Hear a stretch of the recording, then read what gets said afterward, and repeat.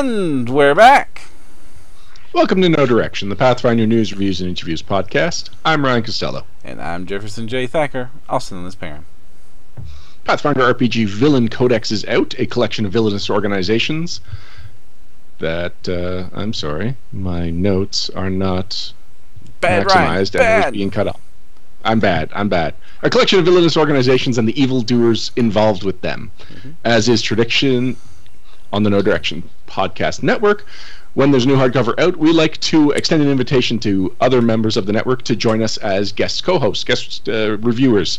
In this case, we've got back for a second episode in a row, the Everyman Gamer, Mr. Alex Agunas. Hey, everybody. Hey, Alex. Thanks for joining us. And for the first time, the author of Monstrous Physique, Louise Loza. Hi there. How you doing, Louise? I'm doing great. How are you? I'm good. We're going to start with you. Wonderful. Yeah, this is an episode all about villains. Of the piece. Yes. What's that? The true villain of the piece. Indeed.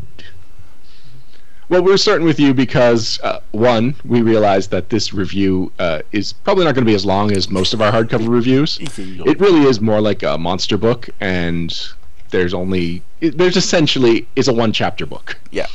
So we'll go into it because there is still enough to talk about, but not as much as usual, which gives us plenty of time to talk to you about who are you? Why are you on the network? What have you done for us lately?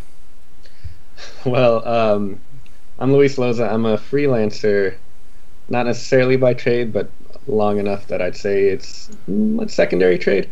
For the No Direction network, I run the bi-weekly Monsters Physique, as you mentioned, where I just create new monsters out of either random ideas or pulling them from existing mythology or pop culture.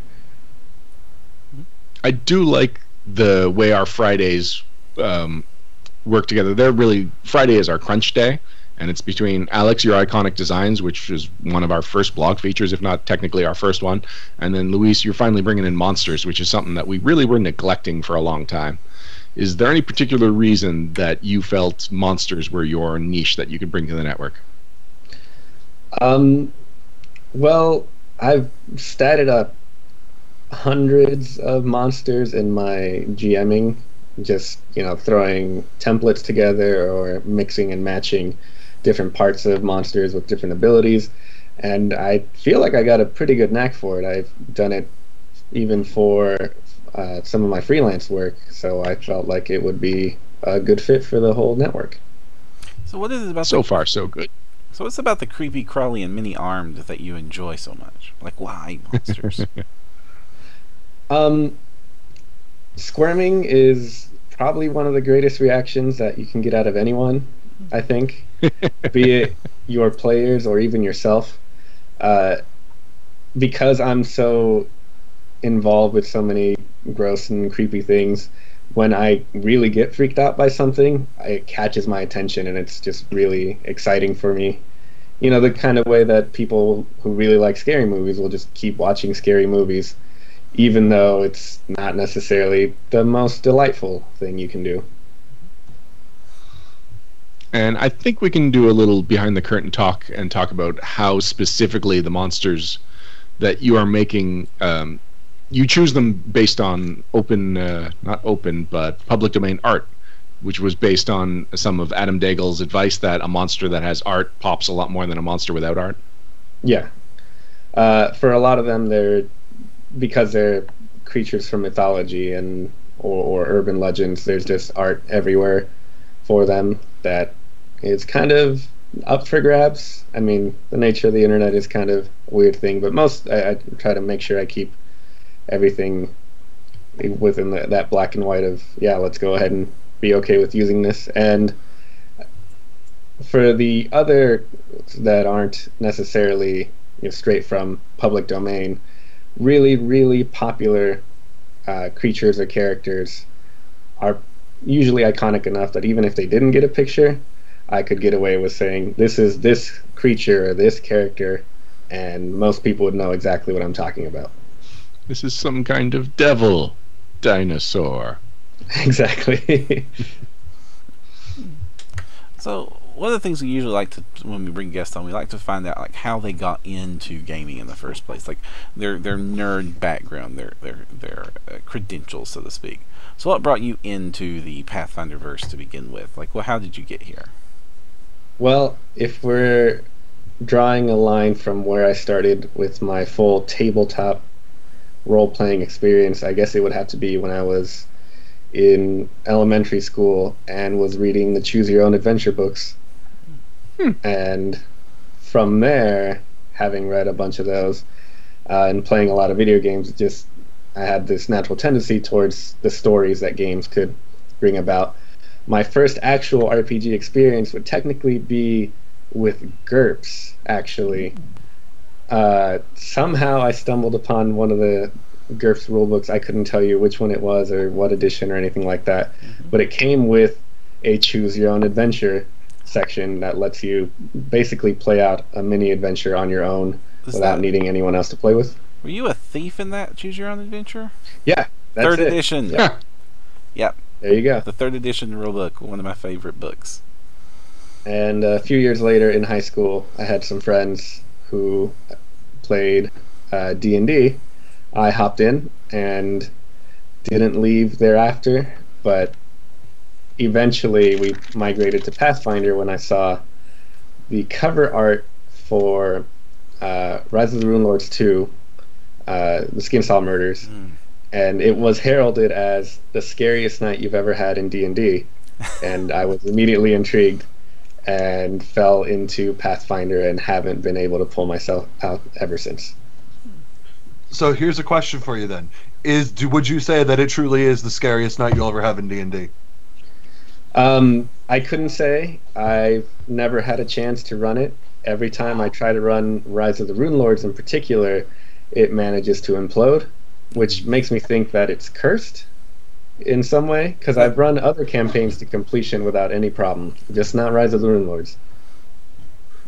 You know, that means we have at least 2 people on the network who've had Rise of the Runelords implode.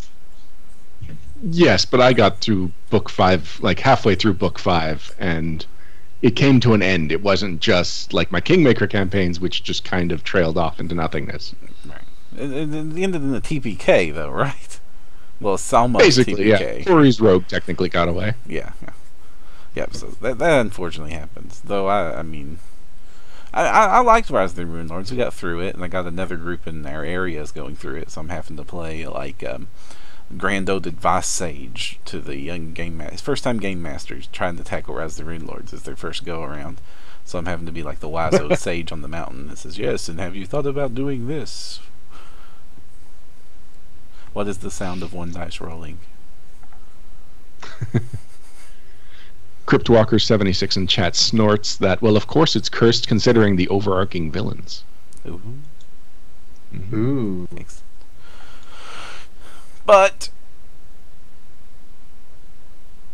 You know, that's actually a pretty good segue into us talking about villains in a book about villains and villainy. Alex? Everything about that segue was great except for how much you talked about that it was a segue. Oh. Yeah, sorry. There is nothing this network cannot shoot in the foot. Yes. Sam. So we are talking about Villain Codex today, and I want to take a moment to focus on the semantics of the title. It is villain, Yes. singular. It's not villains. It's not villain apostrophe s. It's not villains then the apostrophe. They skipped the whole grammatical issue that could have come up and just called it the Villain Codex. And I think that's the best direction they could have gone with this title. Yes. Well, Let's have an in-depth conversation about the title. there's precedence for this. The Monster Codex was not the Monsters Codex. I was thinking of that, yes. And if it's a codex of villain, it's a bunch of them. Exactly. Alex, Well, you counterpoint. Okay, so first of all, I need to preface by saying that this review is officially biased because I'm one of the authors of this book. It's my first hardcover credit. So, just so everybody knows, I have a lot of biased opinions about this book. All right.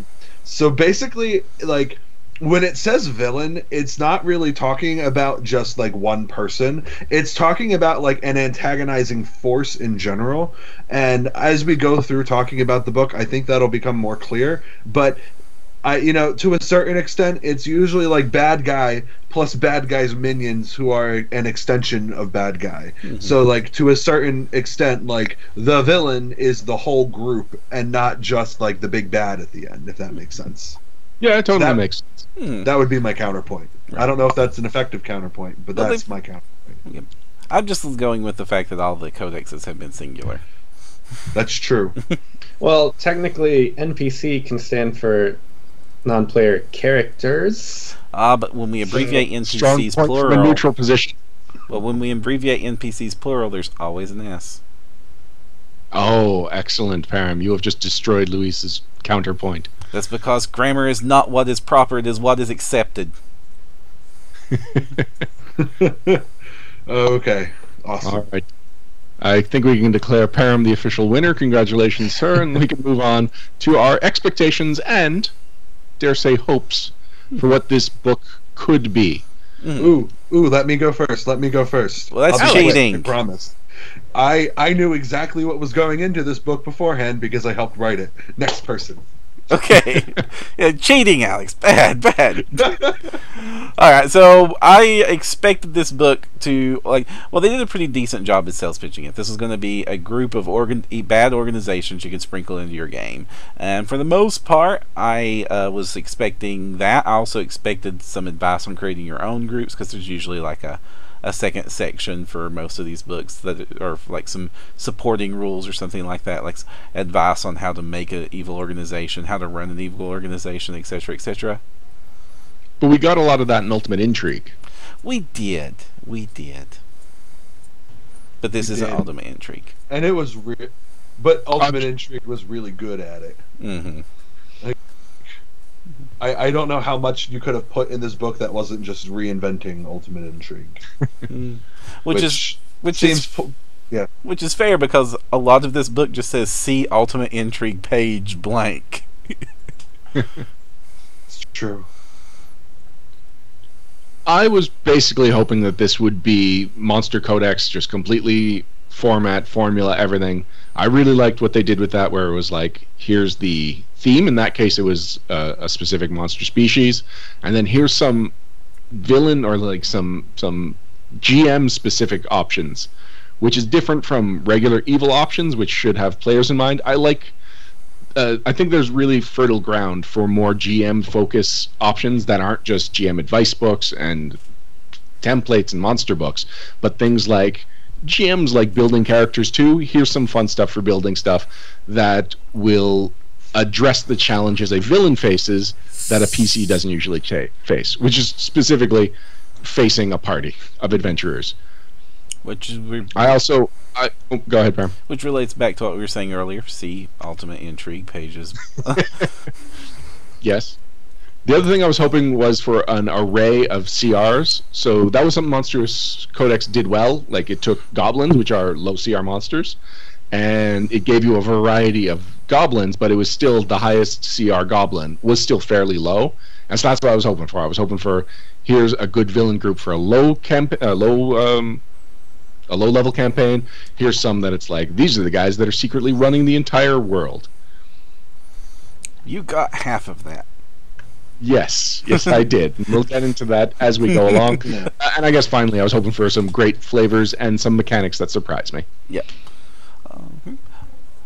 What about Luis, you? Anything got? I was basically expecting Monster Codex with more humanoids and more class levels, which is the book that we have here. But I was hoping for a bit more than that. I felt that one thing that, and this is just a matter of how much time they have to work on and how much bandwidth and things like that, but I thought one thing that Monster Codex could have benefited from, and Villain Codex we can talk about in a bit too, but would have been showing the hideouts or the layers of these creatures, and maybe adding on an extra 2 pages or 4 pages to each section where it's got maybe like a map and maybe even just like a little mini set of encounters that could tie in all of these or most of the blocks together for all the different creatures that they show off. Yeah, well, that is actually a very good suggestion.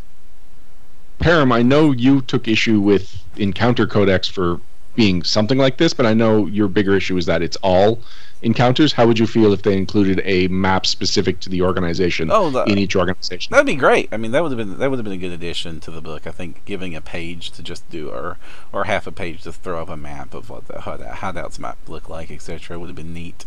I mean, I can't see that. Yeah, totally great idea. I would have loved if that was in there. They do have encounters though. They do have a set list of encounters to run with each of the villain groups, which is helpful to just sort of get an idea of how you're supposed to implement these guys. It was a very dense book. Like they did not waste a lot of page space. Oh, believe me, as someone who had to write some of this stuff, there was no page space wasted. There was none. So it was tricky to write. So we're talking 258 pages, retail price of $44.99 US, which is the new hardcover standard price. Other than that, no surprises there. It's got 3 chapters. Sort of. It doesn't really have chapters. It has the introduction, then it has the... how many organizations? 20 organizations. 20. 20 organizations. Each gets an 11-page section. Which is 1 splash page reminiscent of the campaign setting books, 1 page of pure flavor and hooks, 2 pages of new rules, 7 pages of NPCs, and then 1 page of sample encounters. And then an appendix at the end. So, yes, you can call introduction organizations appendix chapters, or you can just do away with the whole idea that there's any chapters in this book. Right. So this follows your typical bestiary format. Yep. Oh, in chat, MyLove3 says Monster Manual 5 from 3.5 Dungeons & Dragons did the map thing, and it felt like it was pages wasted. So I will agree that I did not like it in Monster Manual 5, but a lot of Monster Manual 5 felt like a stretch, and that was part of the reason it had that feeling. Whereas that suggestion, I think, really works for Villain Codex, because it's specifically talking about dealing with this organization, and so having a flavorful map to go along with it, and not a full encounter, but just a map saying, like, this is what their base looks like. I think that could have been cool. Yep. It's not something I missed. I didn't even think of it until you brought it up, but now that you have brought it up, yeah, that would have been cool. Yeah, and like you said, Monster Manual 5 had a lot of other issues, like big giant pages wasted to art for monsters that did not deserve 2-page spreads of art. So, counterpoint, Ryan, the point of the Villain Codex is to be a book where you can take the evil organizations and, for most of them, use them just about anywhere. There are some exceptions that I'm sure we'll touch on that they're really more Golarion based, but most of them are supposed to be generic, so having maps for a kind of like a generic threat seems kind of like because if you're not going to play the organization exactly as it's described in the book, that map doesn't matter to you. And the book actually has ideas for mixing up the organizations, which I'm sure is another thing we'll mention more about. So instead of, let's move on then from talking about what we expected the book to be, and actually talk about what the book is, now that we've got it in our hands. Well, our digital hands. Speak for yourselves. No, my copy. A couple of people in chat also mentioned getting their physical copy in the mail today. Yes. I was hoping I would literally get it got today. mine in the mail today. I got all of my stuff. I got Blood of the Beast, Horror Adventures, Strange Aeons 111, all the things. Wow, big bucks. Okay, so so we what we get with an organization. I'm going to toss one of them up on screen. I'm going to toss the first one up on screen. The Arcane Society, for example. You get a little bit of you get a good piece of art. You get a little text blurb and character text blurb that's common with all of the Paizo books, especially the hardcovers. And then you get into what is like what this organization is all about, which is just like a good description of the organization, what their goals are, etc., etc. And then you get 3 story hooks each on how you could work it into a campaign. It's important to know that this is a book designed for playing in home games. One moment. I'll take over, Param. What I like about a lot of the flavor is that they didn't just go cut and dry with them. So, like, Arcane Society could have just been a villainous organization of casters, but they gave them the specific twist that they're a philanthropic organization, or they're pretending to be, and so they're like, they're like creating this magical underground, and that's cool. Like, it's almost putting the Thieves Guild template onto the Arcane organization concept, and it creates something unique without it being a Galarian specific Arcane Society. And really, when you're using these builds, you don't have to use that aspect of it, but if you are looking for a creative idea, that's a creative idea. I like that. Yeah, and I was I'm glad that they led with it to kind of let you know this is coming, because it's not consistent. A lot of these organizations are just like really generic-y organizations that can be used anywhere, and their descriptions help establish that but don't offer any surprises. Things like the Thieves Guild is not very remarkable, the Corrupt Guard is not very remarkable, like in their storyline. As I was reading the Corrupt Guard, I was like, how is this corrupt? I know, it's almost like they're not. But either way, but like some of them, and that's important because you needed those too. I mean, like, you need a generic Thieves Guild because every campaign has a Thieves Guild. The Corrupt Guard, everyone needs it. But then you run into things like the Arcane Society or the Secret Society, where it's super, super specific on what they're up to, and that, I think, contrasts it really well. But it does mean it feels a little bit unbalanced sometimes when you're reading, like, this is super, super, super, super specific, and then you get to Brutal Slavers. They're slavers. And they are brutal. Yeah, they are brutal. And they are brutal. They kind of get like Nick Logie, the slavers do towards the end. Well, they're brutal slavers. I don't know what to tell you, Param. Yep. We could call them the Loger Slavers. 20 organizations that are in here, or should we just kind of wait till they naturally come up? Wait till they naturally come up. But let's talk about what the structure some more. After you get to, after the intro, you get a good bit of crunch. You usually get a few spells, maybe some magic items, a lot of arcane occult rituals that shows up, and then you actually start hitting the... Huh? You found there were a lot of them? I know there were definitely occult rituals. I didn't notice it being something that, like, didn't blow me away how many there were. It was a lot more than I'm used to seeing in books. I mean, I know it's like a new-ish concept, but it was like almost everybody that had anything to do with magic. Yeah. Yeah, it's about 6 or 7. A couple of them have like a few. Which is good, because where they're included, they really fit what they're going for, and it's kind of like, these are things you want they're not just occult rituals, they're usually set piece scenes you can run, and because the rituals are big involved, it's like with the Arcane Society, one of the rituals is they kidnap a bunch of youths and like restrain them and drain the blood out of them so that they can turn the leader young again. That's sort of one of their things, and and just that whole thing going on is something you could base a whole scene around, of interrupting it or being trapped by it, or however you wanted to play that. After the magic, you get the NPCs themselves. I really like the art in this book, because the quality is about the standard quality you see from Paizo art. Some of it's really good, some of it's good. I didn't see any glaringly bad pieces of art in here, but there was one. Oh, one? Okay, I don't know if I want to call it out, but it's cartoonish in design, but not in colors. But I was really impressed with like the breadth of diversity they brought to the art this time.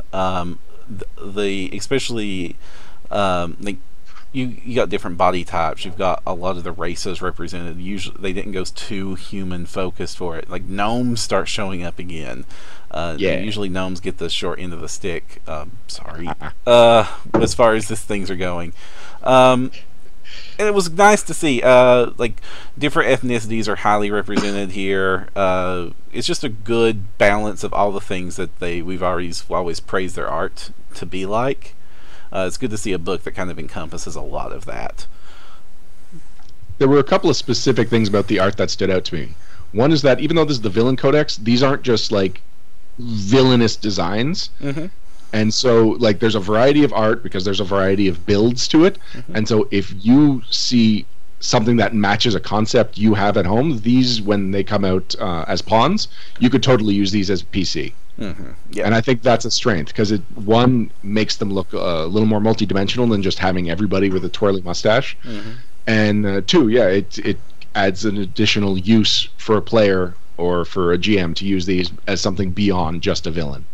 And filing off the serial numbers works here too. If you need these guys to actually be allies or good guys or just NPCs that aren't meant to be used as villains, it's just a simple matter of filing off the alignment and name off of them. In most cases, it's kind of might be hard to do with the slaver that like grafts slave parts onto things. So that might be a little hard to cast in a positive light.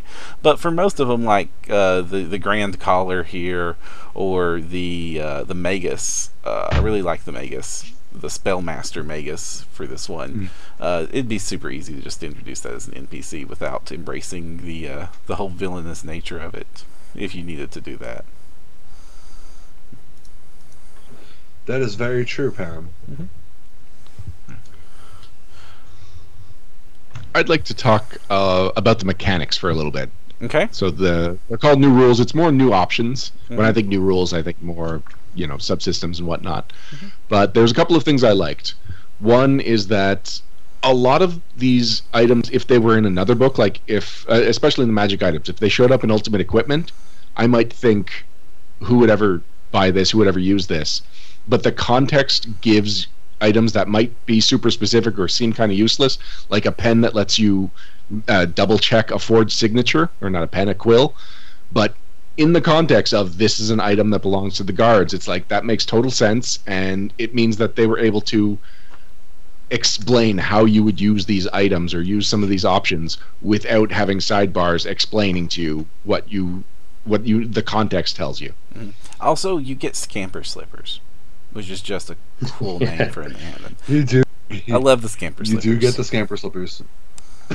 They are a magic item that lets you, they're basically lesser boots of spider climbing.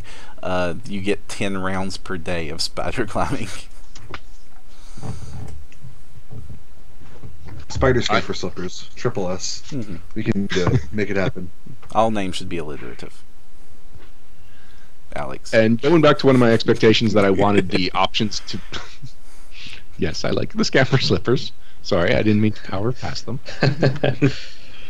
Yeah, so I wanted the options to be more GM focused, and they very much are. And what I liked even more is that they were integrated into the builds better than I found they were integrated in the Monster Codex. Yeah. So, there's definitely an arc. Oh no, there's a Cavalier Order, and then the Cavalier from that chapter is a member of that order. I believe is it the Brutal Slavers? It's the Whip, right? The Order of the Whip. Yeah. Yep. So yeah, that's just one example. And actually, I really liked the Order of the Whip, and I was kind of disappointed that it had an evil restriction, because if you take the brutality of it off, just having somebody who is a master of non-lethal damage, it's not that evil. I mean, you whip someone and the enemy becomes shaken because you're so scary with the whip. That sounds pretty mean to me. But then the other one is that you can grant all your allies the ability to deal non-lethal damage without taking a -4. That's pretty humane. That's because you're shouting, "Take them alive, or I'm gonna whip you next." Listen, if we're going to highlight the serial numbers, yes, there's a lot of evil to the Order of the Whip. But if we file it off, Alex... But don't the serial numbers make the option flavorful? Why would you want to file off all of that wonderful cruelty, Ryan? Because that's what I was saying. I'm glad these are GM-focused options. That's a Cavalier Order that I would play as a PC. Yeah. Well, and I mean that's kind of the thing going into like most of this book. The options serve the organizations. Like most of us, when we sat down to write it, we figured out who we wanted to put into the organization first, and then we built stuff that made those ideas work that didn't really exist in the game beforehand. So like when I did the Merry Outlaws, you know, I was sitting there thinking of like every Robin Hood movie I've ever seen. And while the Merry Outlaws are not a heroic Robin Hood complete allegory, they're close. And so one thing that you always see that really isn't in the game are like zip lines. So I wrote rules for zip lining in my section. So, and that's pretty much what all of us did when we worked on this. So, you know, when you say like, oh, I really like how we used the new options in the stat blocks, it's really more like we wrote the new options directly for them. Right. Now, one of the things that I noticed with the books is it's not zero prep. This is not a zero prep options.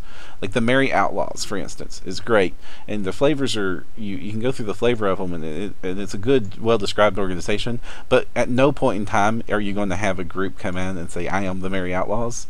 You're going to have to do a little bit of GM work. You're going to have to name your organization something that isn't just the Thieves Society, the Secret Society, the Arcane Society, or the Merry Outlaws. But it makes for some fun reading when you're reading this, and the prose is taking it very serious, like the Paizo Prolix do, and then you see a name that just stands out. It's like, and then the Spell Queen, or the Imperial Spell Queen, which is a name that you wouldn't actually use, pops in and just seems like, whoa. But that's just to highlight all the things you're going to have to do. It's actually pretty funny that you bring up my organization, because when you look throughout the book, at the beginning of the book, after that awesome artwork, there's a paragraph usually right above the story hook section that talks about how each organization would interact with the other ones if you want to do an intrigue style. And Merry Outlaws is actually one of like 3 or 4 in the whole book where every time it's referenced, it's capitalized, because within the context of the organization, that's literally its name. So like it's just like how the Merry Men were called the Merry Men, so it's called the Merry Outlaws. And so like there's like 2 or 3 other ones that are directly like capitalized, but that's one of them. And I got a good kick out of the fact that the developers really took their time in taking all of our crazy random organizations, and they actually did a really cool job of like weaving them together. Like there are a couple organizations that I think in development they got changed to use options from other people's stuff where they made sense. Like, I think Brutal Slavers has a spell that appears in like the Royal Court the Royal Court section or something like that. I don't remember who has it and where it's from, but the spell's called Hobble, and that's from the Secret Society. Like, there you go. That's right, because it's the one that makes them unable to run, and the Fluffer Secret Society is hilarious and amazing. And yeah, so that's right. So yeah, like they kind of took things and they took all of our ideas and they really worked to weave them together, because you know a lot of us like we checked in on each other's projects, but nobody's really telling anybody else what to do because we're all freelancers, happy and merry in our designing. So I thought that level was really cool in the book. Now, that does bring up one of the negatives I have about the book, Alex, and I don't want you to take this personally, but it does kind of apply to your section. Uh-oh. There's a nice variety to the themes, except there is a strong representation of folk villains. That's true. That's very true, but like when you're going for world neutral, like you're gonna kind of hit into that a bit, you know what I mean? It's like what we were talking about with the Adventurer's Guide a few weeks ago. If they were gonna take the Adventurer's Guide and just make it generic, you know, things your PCs can join, they're probably gonna use a lot of like folklore and a lot of like, you know, universally known stuff. And there are a lot of organizations in here that do that too. Maybe if this book came out in 2017, it would be like all Galarian villains. Who can say? But you know, it's a world neutral book, and so they do kind of fall into that. I think you're right about that. What do you mean by folk villains, Ryan? So the Carnival Troupe, I felt like there were a whole bunch of them. The Merchants, the Merry Outlaws, just something that it's street level villains. Just the theme is very just common people doing slight villainy. Mm-hmm. I did notice that there's a lot of the villains aren't villainy. When I think of villains, I'm thinking like Cobra or Evil Organization, and I'm only thinking Cobra because there's a poster behind you, Ryan.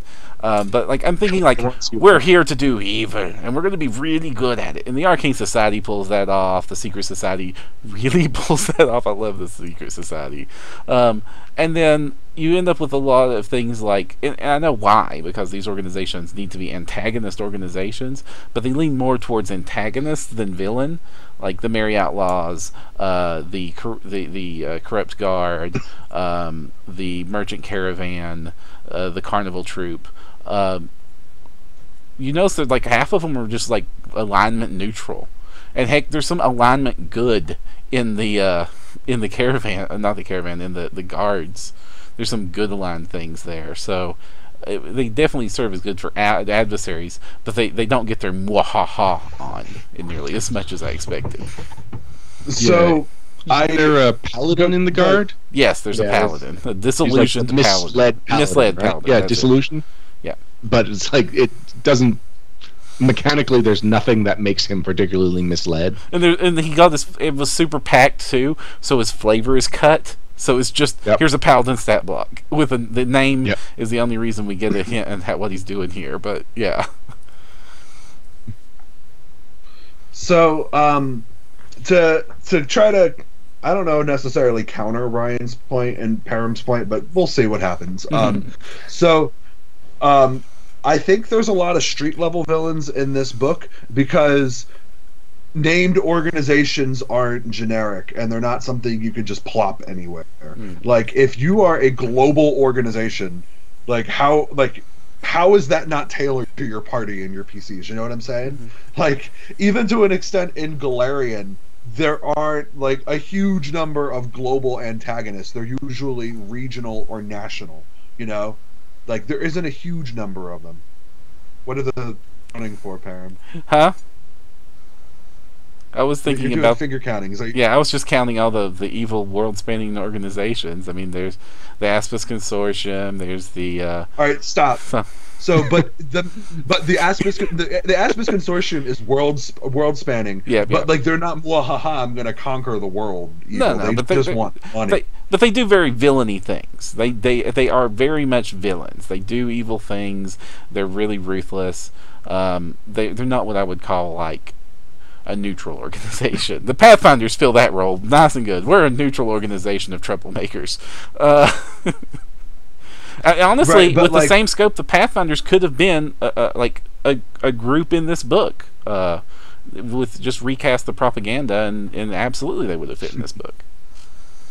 Well, what I'm saying is like, you know, even I don't really agree on the Aspis Consortium either, but like a lot of these organizations, they're more designed to be on the down low because, you know, personally, I think if you're going to drop something in your game, like that's probably what you're going to do. Let's face it, GMs love their villains, and you don't want me to write you a bad guy for you. You want to write your own bad guy. Am I right? Well, I wouldn't be. I'm buying a book of bad guys. I'm buying a book for bad guys. That's what's on the cover. Right, but what I'm saying is like, you know, this type of thing works well when you have, you know, your PCs are on an adventure and you need antagonists for an adventure. Right. But if you're talking about overarching campaign, you know, like a GM isn't going to want to pull a generic character out of here. And if they do, honestly, like things like the Arcane Society, which is really slanted towards the high level anyway, like that could work for it. And I think it's more important to present like a big slew of organizations over a bunch of different CRs, because if you look here, all the organizations have ranges. Like none of them are like we're going from level 1 to level 17. Like when I did mine is like low level 2 and up to level 7. So like you don't expect the Merry Outlaws to be taking over the countryside, because that's not what they're about and that's not what they do. So I did say in my expectations that I was hoping for a nice array of ranges within the the organizations, and that was one of my complaints. I didn't feel that there was a whole lot of variety. Like, yours is an exception. I felt that most of them started kind of around level 5, had a whole bunch of level 10 lieutenant types, and then like a level 12 main boss. Like, it would have been nice for that to have been less of a template for a lot of these organizations. And I don't know if that was part of the outline or if just all of the freelancers independently came to that conclusion, like to that array. I'm wondering if it was pragmatic, because most of the organizations end with a CR10 bad boss. Like, more than, I'd say about 2/3 of them end with a CR10 bad boss when I was flipping through it and checking on that. A few of them end with CR14s, and it's noticed that when they end with it's like, it was definitely a group. These are the 14s, these are the 10s, these are the 7s. And they were very stagnated, so I'm pretty sure that must have been outlined. And I wonder if it's pragmatic, because most Pathfinder games don't go too far above that in practice, so there's more of a demand at those lower levels. But I still expected. I was surprised when we didn't get at least one or two of these like super evil organizations with like a CR20 or a 22. I would have liked at least one Galactus and his heralds. Yeah, just the one. Here's the demigod. Well, I think that would have been really cool. Like, you also run into the issue that a page is really not a whole lot of words when you're lurking on a lot of this stuff. Usually there's like 2 stat blocks on a page, and then the commanders of each organization get like 1 full page. And like, when you factor in the fact that the commander's got to have art, and you've only got a page to work with, which is maybe 750 to 800 words. Like, you're not going to get a CR20 character, because let's face it, if you want a CR20 villain, you probably want a spellcaster, which means you need all of the spells that they get, you need all of their skills, you need all of their feats. Fitting it on 1 page is not impossible, but it's really hard. Now here's where I'm going to make a whole lot of page mandate was like, it was created by Paizo. It's an artificial mandate, and so if they wanted to do a couple of them that were an exception to the mold that they made, they could have done that. If it's the same page length but it's 5 people instead of the dozen or so that most organizations get, I think that's something they could have explored. Yeah, I mean, you're right. This is where something they could have done. I mean, this is where I make a whole lot of artists and authors mad at me when I say I don't care why your restrictions made the book worse. They did. I understand that there are the realities of doing business, and at the end of the day, I'm a consumer. I don't have to care about that. The book is like, I don't care why a movie is bad if a movie's bad. I'm not saying this is a bad book. It's not. I'm not. Please do not take that from what I'm saying here. It's just like I understand that there's you can't fit a CR22 demigod on a page, so I'm like, so give him 2. So why didn't you give him 4? I mean, like, I understand that there's a business to be had here, and that's how they make those choices, but here's the end result of the choices. I wonder why there's not more high-level critters in here. Not just high level, but it would have been nice for something that wouldn't fit in Galarian. Something for them to be like, here's some cosmic bad guys. I don't know why I keep going to cosmic, but it's like, if we put these in Galarian, it would break our campaign setting, but we've got the rules for it. So here's something that's like off the wall for our world, but not for our rules. That would have been cool. Like, I could see all of these guys in Galarian, all of these organizations. I think that's important, though. I think that the separation's already vanishing. We know that coming forward, and it's been thinning for a while. And there's absolutely no way on earth they would want to make a product that can't be supported, that can't support their campaign setting. There's no win for them for that. There's no situation in which that is a net positive in funding. I would agree going the other way. You can't put anything in the campaign setting that doesn't make sense for the rules. I think there's a little more flexibility in the rules. I don't think so, especially since they keep saying that the AP is their flagship product. This whole thing's supposed to support their world, not the other way around. Well, they've put in content. Go ahead. They put in content in other books that doesn't directly tie into anything into Galarian. I mean, a lot of those are the extra subsystems, like Words of Power or Performance Combat, or they'll make the additional, like the advanced firearms and things like that, which is there for people who want it, but it's not necessarily all going to make it into Galarian. Yeah, but with the exception of the advanced firearms, none of those couldn't work in Galarian. A lot of those would indeed have good places in Galarian. The advanced firearms are the only thing I can think of that doesn't have a place in Galarian, and even that, when you take into effect Galarian as a solar system, where the advanced technology does exist, then the advanced firearms suddenly do fit there somewhere. I was about to say I'm only a book and a half away from Rasputin Must Die, Param. Yeah. Yep. Well, that is an exception to all rules. I mean, we're not going to be able to do that every book. So what you're saying is that parents' expectations must die. Because I don't care if I won that. I'm chalking it up as a mental win. I get a point, everybody. I want to bring attention to something that My Love 3 said in chat. They said you don't want your campaign villains to be generic. This book seems more for arcs. That's an interesting way of looking at it, because I can see if you're doing something like Rise of the Rune Lords or something just very like Carrying Crown, where it's like, wow, we've fought a lot of horror things, and I know we signed on for a horror adventure, but it would be nice if we just had Nature's Scourge to take on for a while, just for diversity's sake. Yeah. I think that's what I was trying to say, but he said it a lot better than I did. Mm-hmm. No, I don't think that's what you were trying to say, Alex. I think you're just trying to chalk up more points. No, I think that's exactly what I was trying to say, because I kept talking about how, like, this book doesn't need big villains because GMs want to make their own. This is okay. I like that. That's a much better way of trying to put my idea off. Listen, you know what? This is whose line anyway. It's not like the points matter. You could say I own the network. I get 1,000 points, and I'd say okay. Well, then, 1,000 points for me. Yeah, 1,000 points. It's like Albus Dumbledore Y'all running conveniently Hogwarts. It's like forgetting he could that just I say can whatever turn the he stream wants. off anytime I want. The My Love 3 even admits in chat that they were rephrasing you, Alex. So I guess you do get the points that you're credited. Darn it. I mean, I get it. I just wanted like Second one or two place, just to I'll be in. take it. And that ties into the other thing I thought the book was missing, is that one of the reasons I wanted a high-level organization is that it could serve as an example on how to make your own. And there's that advice section on how to make your own evil organizations missing from this book. And I know Ultimate Intrigue handles a lot of this stuff, but this isn't Ultimate Intrigue, and that's the kind of stuff that doesn't make it to the PRD. So the book needs to stand on its own a little bit.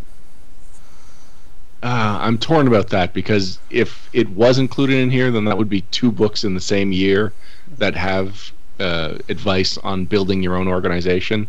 And I guess it shouldn't be assumed that everyone is going to be there like a completist and buy all hardcovers. And that is good GM information, whereas Ultimate Intrigue was kind of sold as a PC book. So I can... Oh, you know what, Param? I think you've convinced me, or I've convinced me that, I'd give him a pass. It would be valuable in this book as well. I'd give him a pass if it was in the PRD, but it's not. Another 1,000 points for Costello for convincing himself. If it was a crunchier version. So Ultimate Intrigue has a lot of concepts and like big ideas. So if this was just, here's a flowchart for making an organization, roll the percentile dice 10 times and you've got yourself an evil organization. Something a little more systematic. That would be what separates this from the similar chapter in Ultimate Intrigue. But then we'd be min-maxing wicked scheming points and things like that. You're just satisfied, are you, Baron? No, it'd be cool. Can I interrupt there and say, first of all, this game does not have enough flowcharts. It needs more flowcharts, so I'm on board for that. It really doesn't. Like, you know, I'm great at reading, and I love to read, but man, oh man, are visuals better for me. And so, like, you know, when they had that wonderful, it was just like 3 circles, but for the heist thing in Intrigue, and I was like, I get this now. Yeah. That makes sense. It's like peeling an onion. Yeah.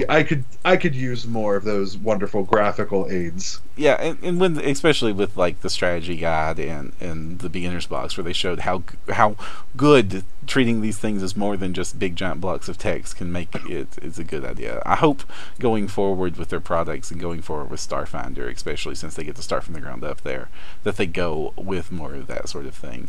What was the book in 3.5?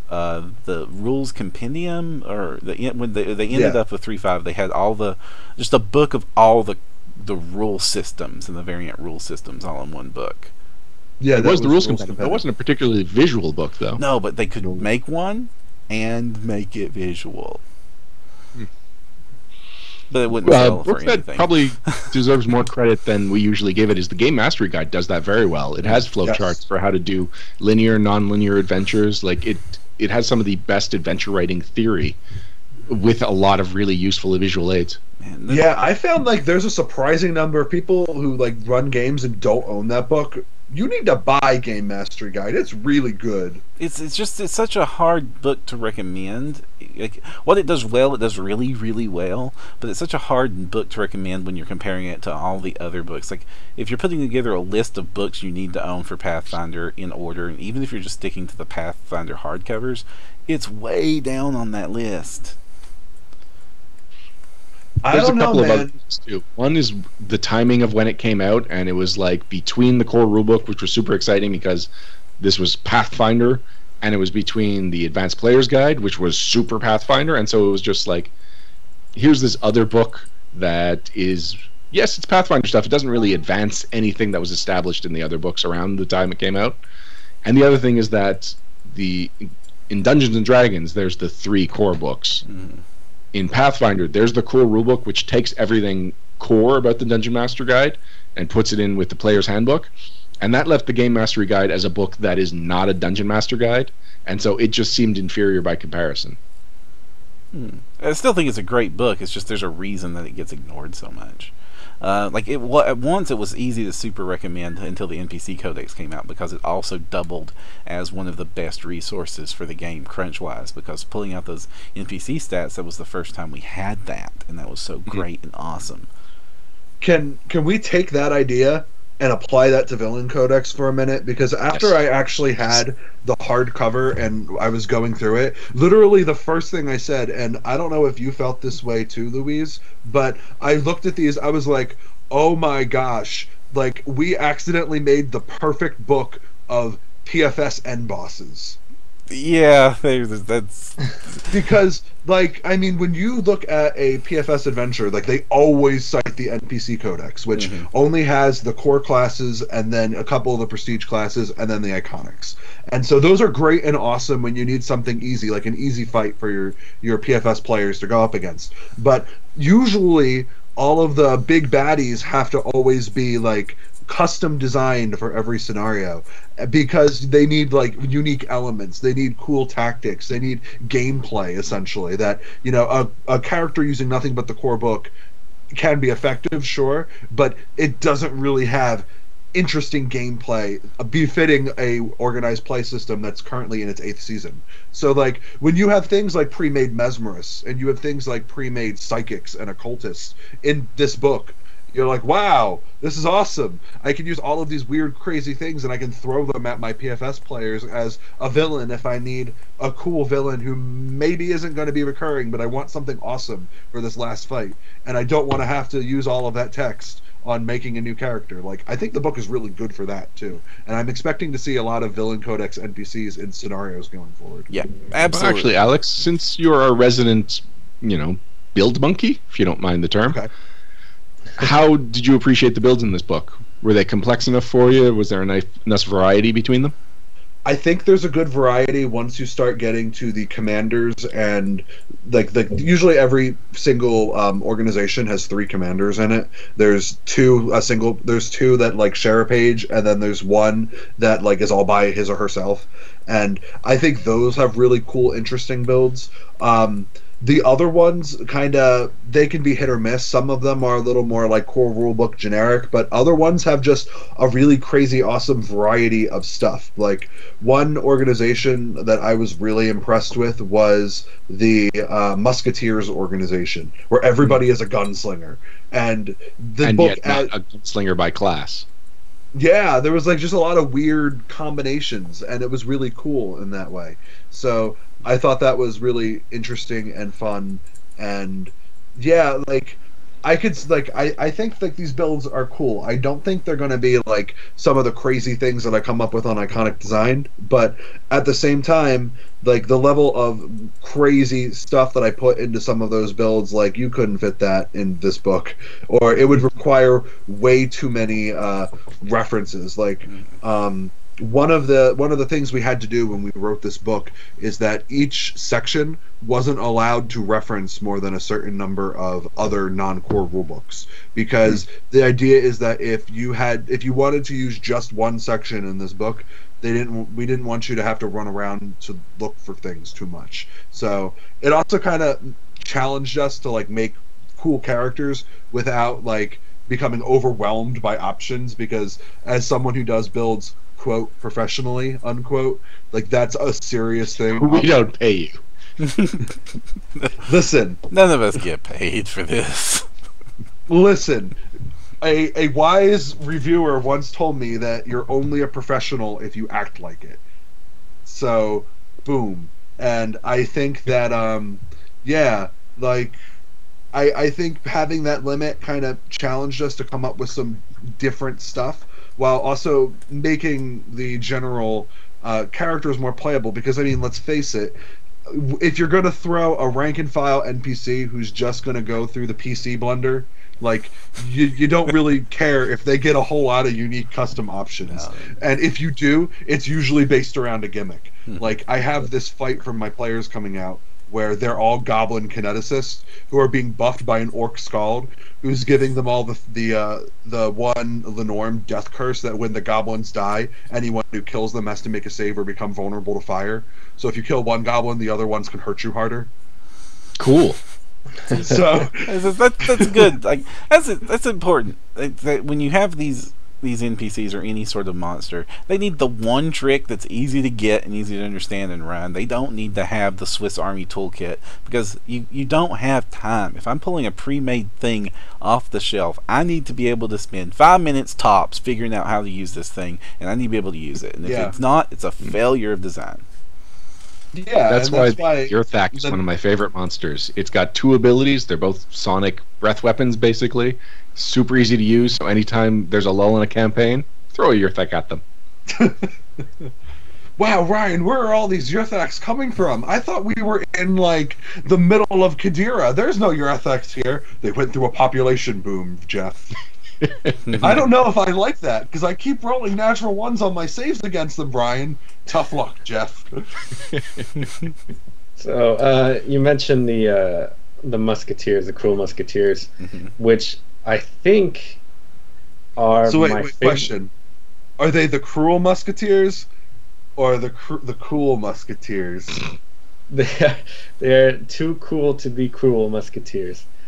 So I think they are my favorite of the group, of the organizations, and it wasn't that way until I got to what is that group, the Regal Court, and realized that the two organizations told the story together.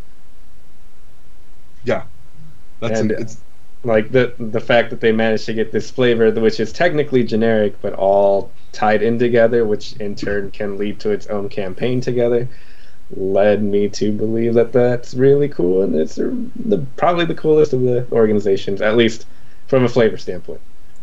So I'm not going to say that mine is my favorite, because it's not. My favorite is Secret Society. Yes!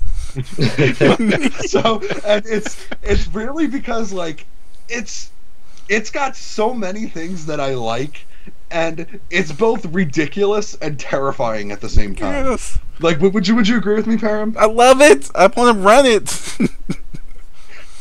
Like, how should we like talk about this? We have to, because our audience needs to know. But Okay, so if you're a player right. that your GM might use this, tune out for the next little bit.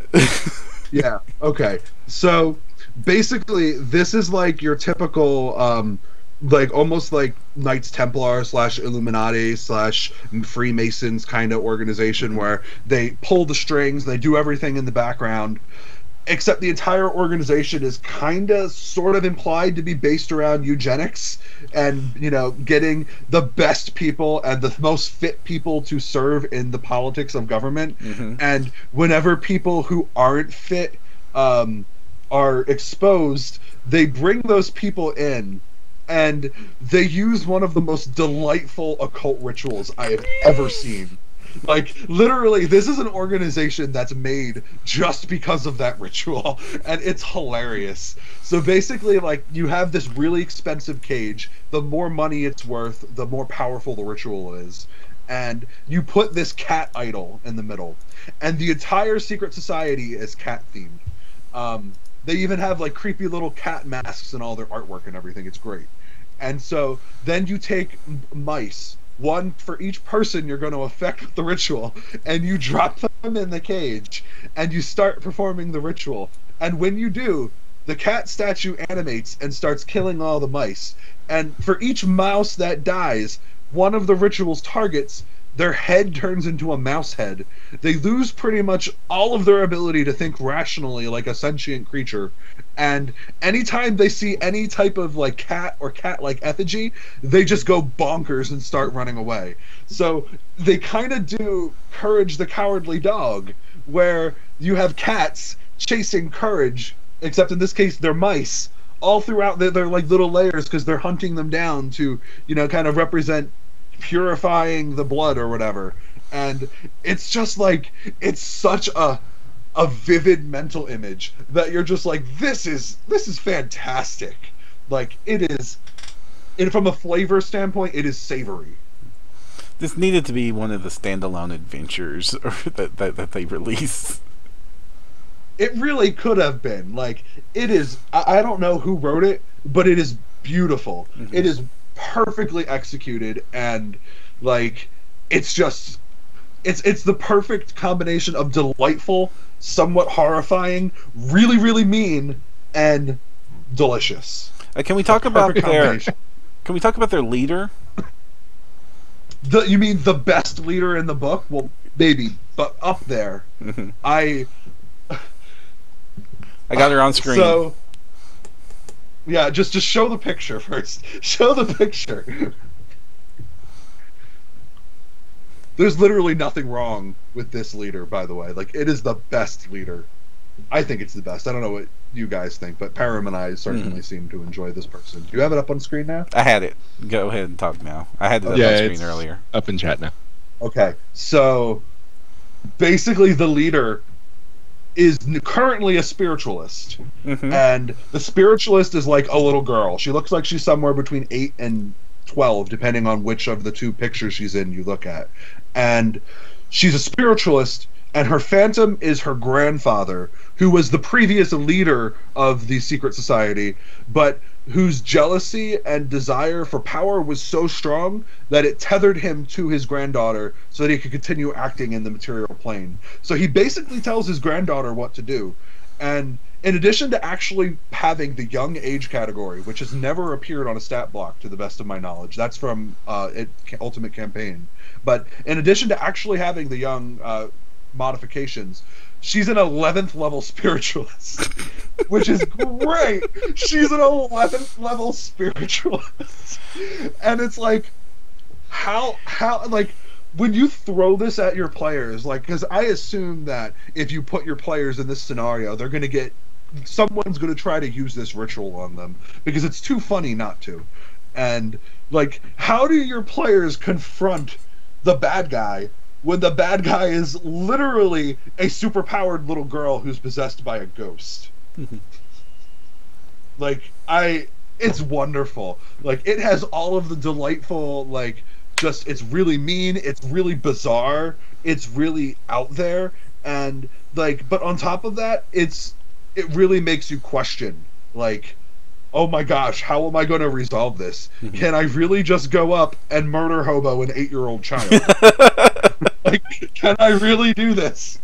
And like from the stat block and the fact that like her grandfather is her phantom, like I don't think like you're gonna like My Little Pony it. You're not gonna be like friendship is magic, and the little girl's not angry anymore. And Well, wants she to is be your evil. friend. She's not. She's neutral. evil. She is She's straight up evil. It's great. Oh, I love it. I love it. It's so wonderful. I think this goes back to what all three of you were saying, where like the NPCs in terms of their look are really diverse. Like, there's an 11th level 8-year-old girl, and she's great. Oh, it's so wonderful. Another one I want to call out for this section is once your players get turned into the giant mice that think like mice and can't do anything fun, this Your is players? who goes. Yeah, once the players. Yeah, this is adventure. This is who goes after them. A summoner with a giant freaking cat. It's a house cat that's 12 foot long. And that's what chases you. The Black Sphinx. It's great. And then like everybody in the organization wears cat masks. So like you'll just be walking around and you're either running from Giant Kitty. There's Giant Kitty statues all over the place, so you're just scared out of your mind. Because every time you see something that looks like a cat, you have to make a will save or run away as if you were under the effect of a fear spell. And then just in case you get really unlucky, you run into this amazing summoner. Like, oh, I love that organization. It's the mean, twisted kind of thing that I would do to my players. That's really why I like it. I like it from a GM standpoint where like it's just so mean. Like, but it's delightfully mean. And this is where this book really shines. Is when they go into these like this is not something I would have come up with. You know, I'm glad it has a thieves guild. I'm glad it has a corrupt guard. I'm glad it has evil carnival people. But that's stuff that I'm gonna think of. That's stuff I can get from other sources. Maybe not as well done as this, but I was never going to think of the skulls plus werecats. Yeah. Honestly, and this is my general opinion, I think the organizations that are the strongest in this book are the ones that lend themselves to really vivid set pieces in the forms. In this book, it's 100% the occult rituals.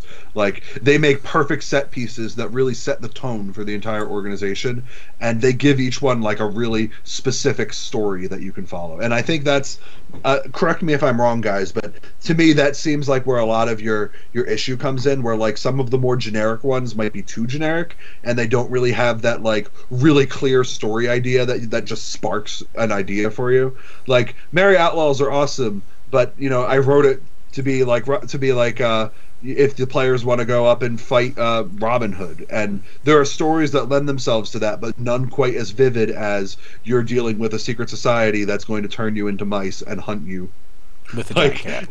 With a giant cat. It's not that I object to any of the generic ones. It's that secret society is an adventure path, just waiting for the adventure. Mm-hmm. Like, it's got a setting, it's got a story, it's got everything except for the actual, just the writing of the book. And I would have liked more module. Mm-hmm. Yeah. In my opinion, it's more module. Let's say a 3-part module. I don't know. Maybe you could do a 3-act module. I don't know about 3-part. I feel like you could do a good 8-hour story, and that's like module length. This could be like a Dragon's Dogma level 1, or not Dragon's Dogma, Dragon's Demand.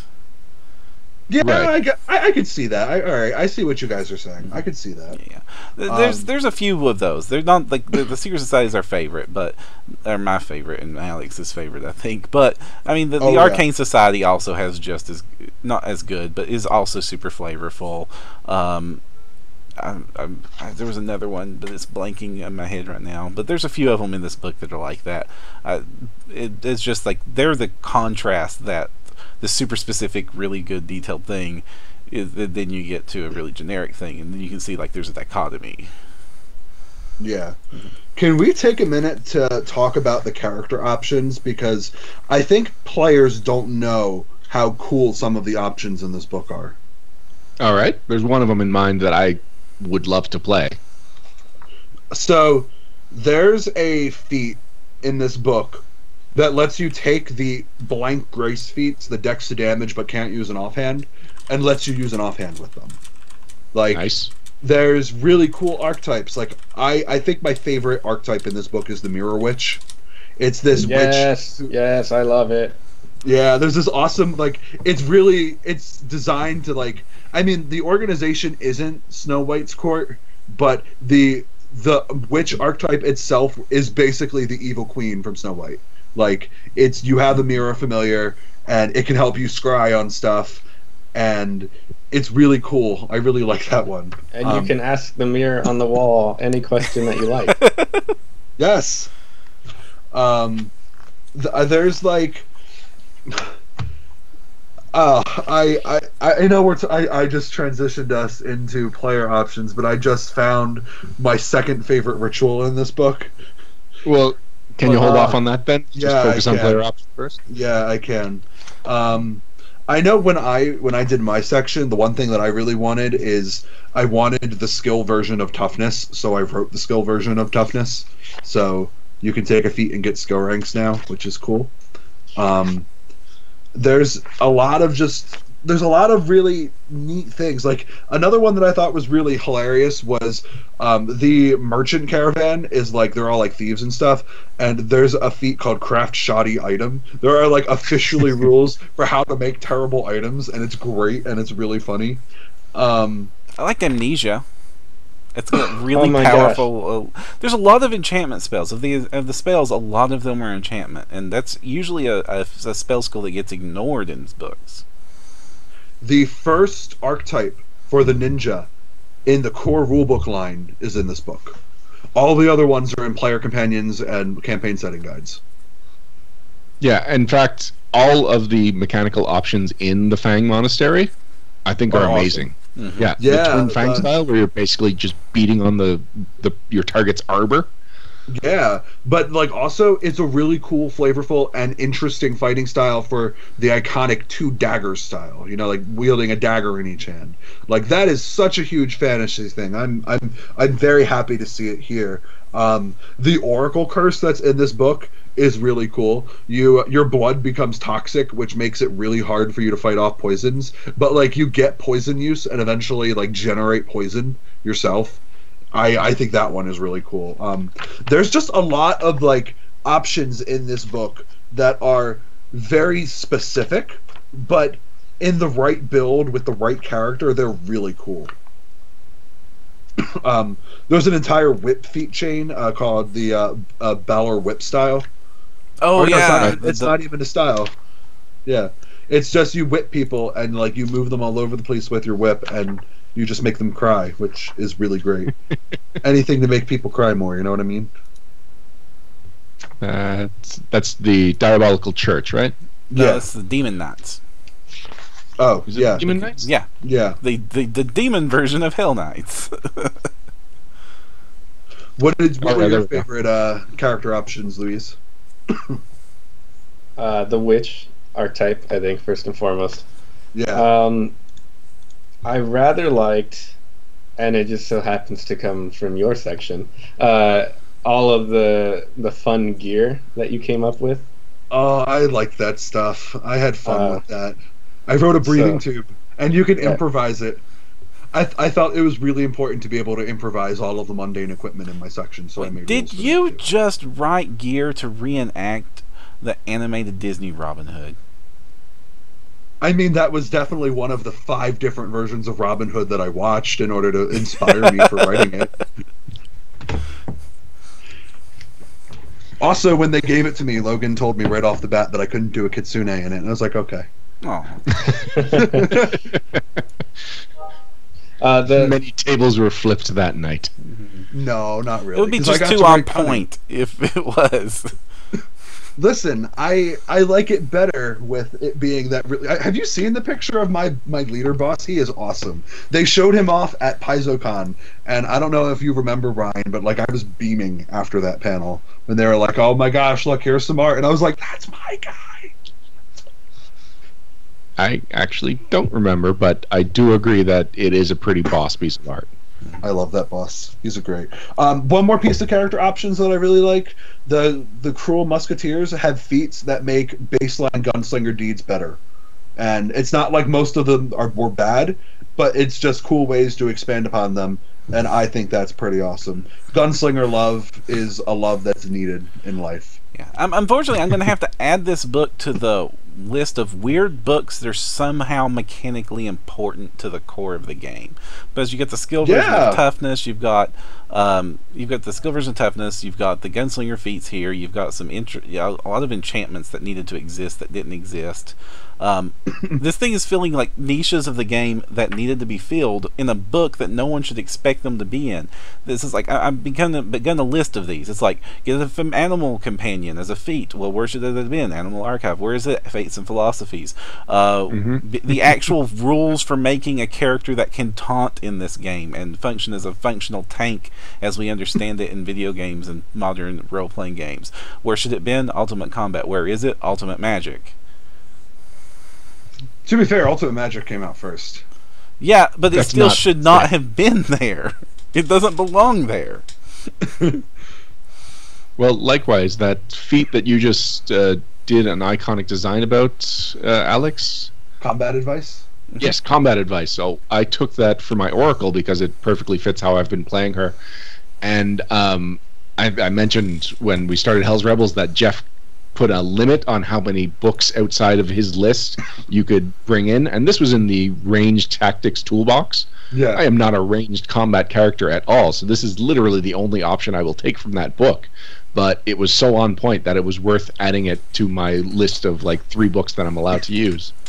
But it has no business being there. I think we might just want to just make a thing called the Essentials, which is just like a compiled PDF of the things that you should have been in the base game but are in weird random books instead. It even sounds like you've got that PDF in your brain right now, Param. It just needs to be compiled. Content! Blog post! Do it, Param! It is a good idea, but it also is an idea that takes man hours. Yeah. Listen, nobody knows the man hours of writing better than Louise and I. And Ryan too. You do writing. I think Owen has you both beat. But just the 3 of us. No other writer has ever figured out. Nope, nobody. Just us. Nobody else knows. Man, we've gone on. This has been an hour and a half on a book we thought would be 20 minutes. So let's move on. Yeah. Guys. Overall, Alex, you're not allowed to answer this question because you wrote in this book. Overall, what are your thoughts? Would you recommend this, and who would you recommend it to if you do? I would recommend it. I think that it's worth it just for the variety of NPCs. So even if you don't need the whole organization, you can cherry pick any NPC as well as you could from NPC Codex. It's got a surprising value to its crunch, and it's even more surprising, a fun read. Like, a lot of thought went into how this book should be read. Like, it is, if you are a fan of Pathfinder, if you're a fan of not even just the mechanics but just the setting, the just fantasy in general, it's a different book because of that, because it was creatively written. Luis? I totally would recommend it. It's always better to have more stat blocks than less. I mean, quick reference saves so much time. And, I mean, I'm the kind of guy that likes to show off who you're fighting. I could say you're fighting generic fighter number 5, but if I show you a piece of art and say, this is who you're fighting, it's always just a little bit better. And if you never use the stat blocks, you can always use the artwork for something else. And I mean, you can't ignore this. What were they called? The the scourge, the nature theme, nature scourge, yes. And their battle hippo. Yes. So technically, it's a wild-shaped druid, but just the fact that the art is only the hippo, like when I was just flipping through the pages, I was like, no, where's the character in this? This is his animal companion. Is he behind it? What is going on? That is a great looking hippo. An awakened hippo druid would have been awesome. Two things. First, that one is really funny because if you read his stat block and his text, he says that it says he pretty much stays wild shape all the time and doesn't really care to talk to people. And then if you look at his stat block, he does not have the feat that lets you talk in wild shape. So if he's his hippo most of the time, he doesn't talk to people in his organization most of the time. Which is people great. just consult the hippo and try and interpret his bubbling. Yes. Also, my second favorite ritual in the book that I alluded to earlier is from that. It's the one where you everything within like miles of you has to save or basically be turned into cavemen. Because it's great. I mean, like, if it was just like a small localized area, it would have been whatever. But the fact that it hits like a huge radius of areas, like I think it gets big enough that it can hit an entire kingdom hex. That is cool and amazing and funny, and that's something you can build a story around. But you're right. I'm not allowed to give a. No, you're not allowed to give this a verdict on score, this. which is we don't have real scores. But overall, I think that this is.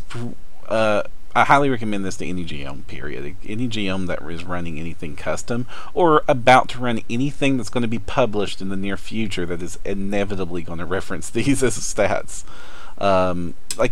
We talked about all the stuff we wish this included, but what is in here is great. I wish there was about 100 pages more of it. Well, to be fair, it would have to be divisible by 16 that you're adding. Okay, I wish there was 98 pages more of it. There you go. If only they were putting out Inner Sea Villain Codex. If only. If only. Oh yeah. And yeah, look, and you the all pond laughed one. at my idea in the chat. So when So we were here- prepping the episode, I seem to be the only one on board with the idea of an Inner Sea Villain Codex, which is just not coming out, but you now see the value, don't you? So here's my question for you, Ryan.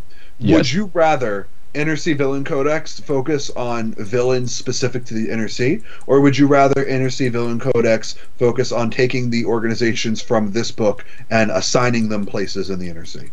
No, it would be taking the organizations we already know about in Galarian and fleshing them out in the same way as the Villain Codex does. So I know we're getting them fleshed out with more options and stuff next year with the Adventurer's Handbook. Guide. That's what Adventurer's Guide. Yeah, that's it. Which is not like, it still leaves room for like a variety of Red Mantis assassins and a variety of Hell Knights. All right. We will be right back with some news and a little bit of banter right after this.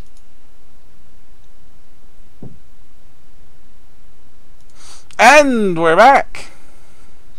In the Pathfinder news section, we talk about the latest interesting things that are happening for the Pathfinder role-playing game, sometimes from Paizo, sometimes not. This first news item, though, is definitely from Paizo.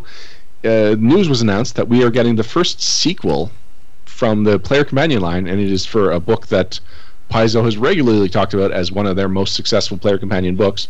Adventurer's Armory 2 was announced. Yep. Seeing a 2 was surprising. Very. You know, traditionally for products in general, when Paizo does sequels, they usually try to find a new way to spin it. Like, the Familiar Folio is sort of like a sequel to the Animal Companion, but it's different. Like, a flat out sequel is Animal news. Archive. What did I say first time? Animal Companion, which is what that book should have been named. The Animal Companion Handbook. It should No, know. just the Animal Companion. It's the player's companion, so that should have just been the Animal Companion. But that's what I always slip and call it too. But it's the Animal Archive. The animal one.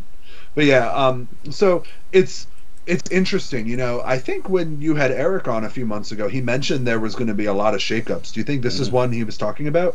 They hinted at this before the Eric interview. They were talking about how this was such a successful book, and if they were going to do a sequel, it would have been for a book like this.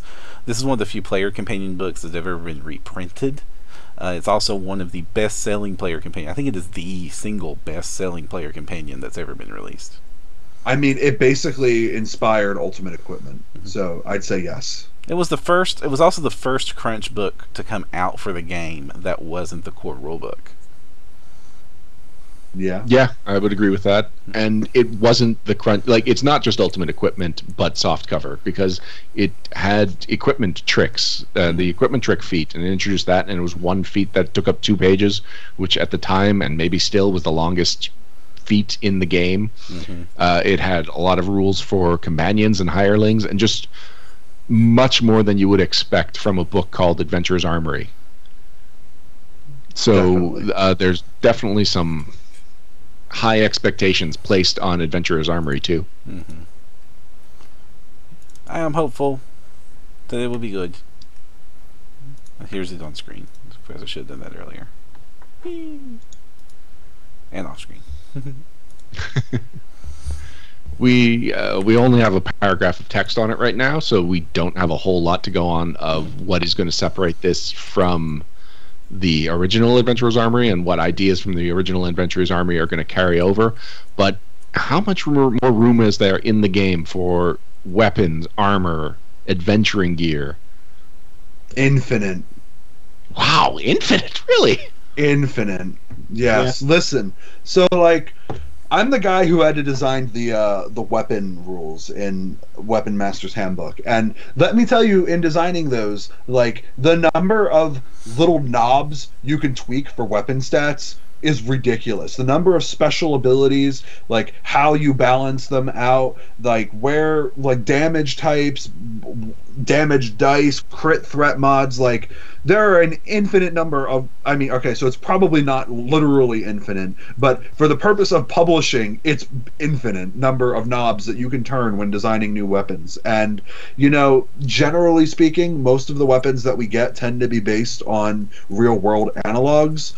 I would be willing to bet that we haven't tapped out all the variants of the sword yet. Whether or not every type of sword should have its own stats is a completely different conversation. But, you know, in terms of making new stuff for Galarian, making new stuff for different regions of the world, I would say that there are an infinite number of new weapons and armors that can be added to the game. Bastille is suggesting we add weapon speed, which I think he knows I still hold as one of the best things about 2nd edition, even if nobody agrees with me. I have a theory for this book. Go on. It's a crazy out there theory. But okay, don't they have the rights to a whole bunch of superstar quality items that have yet to see a publish? Absolutely they do. Now, some of them were published, I believe, in Ultimate Equipment, but it's been a few years since Ultimate Equipment. So maybe, I guess we'll have to wait and see. Did you guys see the Underwater Adventures softcover for the campaign setting? No. I did. I'm intrigued. I don't know if that's going to tie into later plans, or actually, I guess that's something Ruins that of could be useful. Aslan. Yeah, the Ruins of Aslan. Because they said that like a good third of that is underwater. Yeah, there's no way that's not going to be tied in. Like, it literally comes out like what, 2 months before Gen Con? Like, yeah. Yeah, and they said they were going to need rules for it in the seminar we recorded for that. Wink, wink. Now they got him. Adam Daigle giving us all the spoils. Crafty. I mean, you know, but to that end, it'll be interesting to see whether Underwater Adventures has to go on the technology guide level of maybe we have to put this on the PDR because these rules are essential for our flagship product. Like, when between Iron Gods and Pathfinder Society Season 6, they're like, we need the tech guide rules in a place that anybody can access them, which is why technology guide get added. Maybe we'll see the same thing happen with Underwater Adventures. Who knows? I'm wondering if Underwater Adventures, even though it's in the campaign setting line, I wonder if it's going to be more options and that the actual rules for expanded underwater combat might be back matter in the adventure path. And this is not a either-or situation. With Reign of Winter was when they started doing the both of those things happen. I actually imagine instead of being back matter, it'll just be part of the player's guide. Oh yeah, the player. That's actually more likely back matter. If I recall, the product description says it's going to have rules for handling underwater combat. Well, it'll be just like it might just be like a detailed rundown on how the ins and outs of underwater combat work, with an expanded version of here's what this means, here's what that means, here's what this means. I think it's possible, but that doesn't really seem like the campaign setting guide style, you know? Right. Like, they have a lot of pages to work with. I could see them actually doing some new stuff in there. Well, and it's not like Galarian doesn't have a lot of underwater adventure fodder. I mean, a lot of the there's a lot of underwater stuff that the game references. Aboleth. Yes, obviously the Aboleths. I was gonna say aquatic elves. Like they're like vaguely mentioned here or there all over the place. Like I'm pretty sure the most we've ever heard about them, period, is the Hell's Rebels path, right? I haven't got that far into Hell's Rebels where I've met any aquatic elves. I thought that the one characters on the cover was an aquatic elf or something. I don't know. I don't look at the covers. I'm not GMing. You don't like look at the artwork ever? I mean, if it's in front of me, I would, but I haven't sought it out. Fair. Okay. So now, reading over the description, it feels like it's going to be one part ecology book, because it says this book you can learn about merfolk nations, the dangerous Sahuagin, and other aquatic terrors that wage war with them, and then find lost treasures. So it's really the last bullet point is, furthermore, this book provides a wealth of rules for underwater combat and ways for terrestrial adventurers to adopt to underwater environments, including archetypes, feats, and magic items. Dive into underwater adventure. Honestly, it sounds like Underwater Monsters Unleashed from the description. Could be. Monsters Unleashed? Why would you go, like... Or Revisited. You're not thinking like an Underwater Monster Codex? Well, I was thinking, it sounds almost more like a Revisited line book. Classic Monsters Revisited, Undead Monsters Revisited, things like that. Right. That's true. They did rename it Unleashed recently, didn't they? Or maybe not even recently. No, it was just for the one book they did. Dragons? I don't know. There's dragons and undead. Wasn't the one called Hell Unleashed? Yes, but that was a different style of book. I don't have Hell Unleashed. It's got a really sick cover, though. I thought you should get the Heaven version. Wink, wink. I have the Heaven version. Actually. Okay. Do you have to disclose anything, Luis? My name shows up in that book, so probably. Yeah. There's one other bit of Paizo news that isn't like being flaunted. Oh, what's that? Go on. PaizoCon tickets are on sale. Woohoo! That's true. It was just announced today, right? Yes. Does that include banquet tickets? Well, let's see. So the PaizoCon icon on the front page is now PaizoCon 2017, which is one of the first times I've seen 2017 in print. Let's see. So it's at DoubleTree by Hilton again. It is May 26th to 29th. You can reserve your room in the hotel block right now. And the banquet ticket is on sale, $35. If you're going to go, hurry and get that. Yeah, that tends to be one of the first things that sells out for PaizoCon. Actually, it tends to sell out before they even put up the lottery, so it is the first thing that sells out for PaizoCon. Let's see if they list the actual number, because I know they always find ways to fit more people into the banquet hall. But no, it doesn't say, not that I can see at a glance, on the banquet ticket product page. Param, I saw on Facebook you were interested in the event. Was that just to get updates, or that is just me being politely optimistic? Okay. Alex, what are you thinking for PaizoCon next year? My sister graduates college that week, so I'm trying to figure out if I can actually make it this year. Oh, but okay. Yeah, like I kind of don't want to miss her college graduation, so that's my priority. But I'm gonna try to switch my schedule around. Like she goes to school in New York City, so I'm hoping that maybe I can like go to her graduation and then catch a late evening flight from New York City out there, because one of the problems I run into in Philadelphia is that Philadelphia has an international airport, but it doesn't do one-way flights straight to Seattle.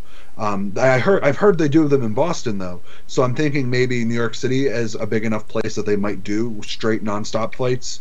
So if they do that and I can get there on time, then I'm gonna do it. If I can't, then it is what it is. I think she graduates on the Thursday of that week, and PaizoCon would start the next day, if I recall correctly. It starts the 26th, which is the Friday. Okay. So yeah, so I would have to get out and fly there. I mean, it's doable. I got to figure out if it'll work. Is like it's a plan that I'm hatching, but I don't know if I can do it. Luis, what about you? I'm definitely going, considering I already have plane tickets. Wow. You're ahead of schedule. They were so much cheaper when I bought them a month ago than they probably will be 3 months from now. I mean, that maybe. It's So worked anyway, out. you got a good deal on your plane tickets? Yes, this is the cheapest airfare that I've had in the. This will be my 5th year of PaizoCon. Wow. Where are you flying out of, by the way? The middle of the country, right in the heart of Nebraska. I'm glad you said that it was in the middle of the country, because I don't know where Nebraska is. It's flyover country. It's. I'm not surprised you don't know. Just people don't talk about Nebraska. I'm sorry. Nebraska doesn't talk about Nebraska. It's okay. It doesn't even have the blood feud that the Dakotas have. That's true. Oh man. So are there any other big things that are going on right about now? There's a Humble Bundle. Yeah, a new Pathfinder that's Humble right. Bundle. Karam, you want to take this one? Okay, so this is the Humble Bundle presented by Frog God Games, which is kind of weird because isn't Frog God Games one of the things that only temporarily exists when it is necessary that it exists? No. It's Frog God been Games, around they for don't a while. they don't always release Pathfinder books, but I believe they've got a steady stream of products that come out. It's Bill Webb's company, and Greg Vaughn has done a bunch of work for them. We know them for oh shoot, what was the name of it? The Tomb of Horrors. Tomb of Horrors. Yes. I guess that's why Tomb I of think of that, because Horrors it was like a big deal that they got formed to make Tomb of Horrors possible. And I guess I haven't been paying as much attention as I should be to their fruit. I know they did Rappin' a Thook after that, which is available here. Tomb of Horrors, is it available here? No. No, Tomb of Horrors is not on the list, which makes sense. It's a $100 book, Well, so is Rappin' a and the Thook. highest pay what you want level is $15. Yeah, but like I said, so is Rappin' a Thook. But they're not the only one. There's some Green Ronin books here, and who Kobold else? Press. Kobold Press, yes. There's actually some really good Kobold Press books on here. Yeah. So Rappin' a Thook's here. That's a great one from Frog God. Unusual Suspects is a great book, available in the Pay Anything one. And I'm not trying to downplay the other books. I just don't know them as well. I have the Advanced Bestiary. It's a really good bestiary. Rappin' a Thook is probably the star in the $8 tier, but you know, some other good books here. And at the top tier, Whispering Homunculus is good too, okay. and the Advanced Races Compendium. And in the top tier, the $15 tier, it is some real all-stars there. You've got the Freeport City of Adventure, which is probably one of the best city books ever written. And then you have Deep Magic, which is one of the best magic books I've seen produced. And that's a monster. I have the physical version at the house, or in my game room, and it is easily as thick, if not thicker, than the core rule book. So is this a multi-company thing then? It appears to be. Presented by Frog God, but it's stuff from Frog God, Green Ronin, and Kobold Press. Yeah. And it looks Because like I was going to say, like, a bunch of those sounded like different things, but yeah. it looks like the charity that it's supporting by default is the Navy Marine Corps Relief Society. But as with everything on Humble Bundle, if you have your own personal charity, you can choose to support your own charity with your donation. And you also get to decide how much of your donation goes to the charity, the Humble Bundle company, and then the artists that produce the content. So what's crazy is that the highest level is $15. Like I said, it's pay as you pay what you want, but you can pay as little as $15, and that gets you everything. And that's, I believe it lists it as $417 worth for all of the books in this bundle. And it's a good variety of stuff. It's an adventure, it's option books, it's a monster book, it's advice books. And this is some of the most celebrated third-party products that have been produced for the game. Some of these are ones that we've talked about, but we should have. We just don't have time to talk about all the awesome stuff that's out for Pathfinder. Like just and $15 for just wrapping a book, which is usually $100 on its lonesome, is worth it. Or for Deep Magic, that's almost a 400-page book. Yeah, that $15 for a PDF of Deep Magic is worth it all on its own. $15 for PDF of Freeport is worth it all on its own. So, yeah. So if you're, this is just one of those crazy deals that's just too. And this, when I talk like that, I have to also say they're not sponsoring us in any way, form, or fashion. We just thought that this was something cool the community should know about. It's going to be going for the next 2 weeks, so by the time you hear this, you should have time to go ahead and get on this and get some more. Now, I'm going to point out something that I almost feel like I shouldn't, but they're using the Pathfinder role-playing game logo probably because Humble Bundle has worked with Paizo before, and that's the logo they had, but they do not have the rights to use that particular logo. I noticed that, but it's not my place to point that out. Well, but the reason you guys I just did is that you might, if you're at all interested in this, get on it now, just in case Paizo is forced to take legal action to protect their identity, and the action, instead of just replacing the logo, takes the whole Humble Bundle down. So technically you've got 13 days, but you may have until Paizo notices. And I doubt that that's Frog God's doing. I believe it's Humble Bundle's doing, although Frog God probably would have been asked to confirm before the whole thing went live. Whatever happened there, if you're interested, get on it now. Throw your $15 at it and get an amazing array of books. Even if you don't have plans for them, you can use them. We also don't know if they have permission to do that. I mean, Paizo has given permission to use beyond the licensing. They have the right to do that if they choose to as a company. Not their dressing, though. That's no. I mean, Paizo has the specific reasons they have to protect that. Right. I think that does it. Ryan is dour. I think that does it for the news. Any banter? We're kind of going on. We're pushing really late on the show. Hit 15. That's not really late. I guess it depends. I've got a few things to talk about what's happening in Hell's Rebels recently. All spoiler free. 2 of the 3 things are spoiler free. So what's happening in Hell's Rebels, Ryan? All right. We have reached 3rd level. 3rd? Param, second level spells. First. Not for me. I'm an Oracle, so I've got the sorcerer progression. So 1 more level before I get that spell. It's a slog, let me tell you. Axe and armor. But, God, does 3rd level feel good. 3rd level is the time that I like it's changed. Okay, First hold level up. is just that I complain about a lot. I gotta stop you, Ryan. I gotta stop you. Your mic is cutting out completely. He's cutting it. Yeah, you've cut out completely several. I've gotten maybe every other word that you just said. Okay, so from where should I go back? 3rd level is awesome, and why? 3rd level is awesome. Now, before I go back, am I better now? Is it? I think so. Whatever. I don't know. I heard you perfectly fine the whole time. So. Right. Well, the audience will only hear what I hear. Okay. Sorry, audience. Yeah, sorry for the audio bumps. Param has broken us. After 3rd level, anytime you gain a level, it'll be nice, but it's not as revolutionary a change as the 3rd level bump is.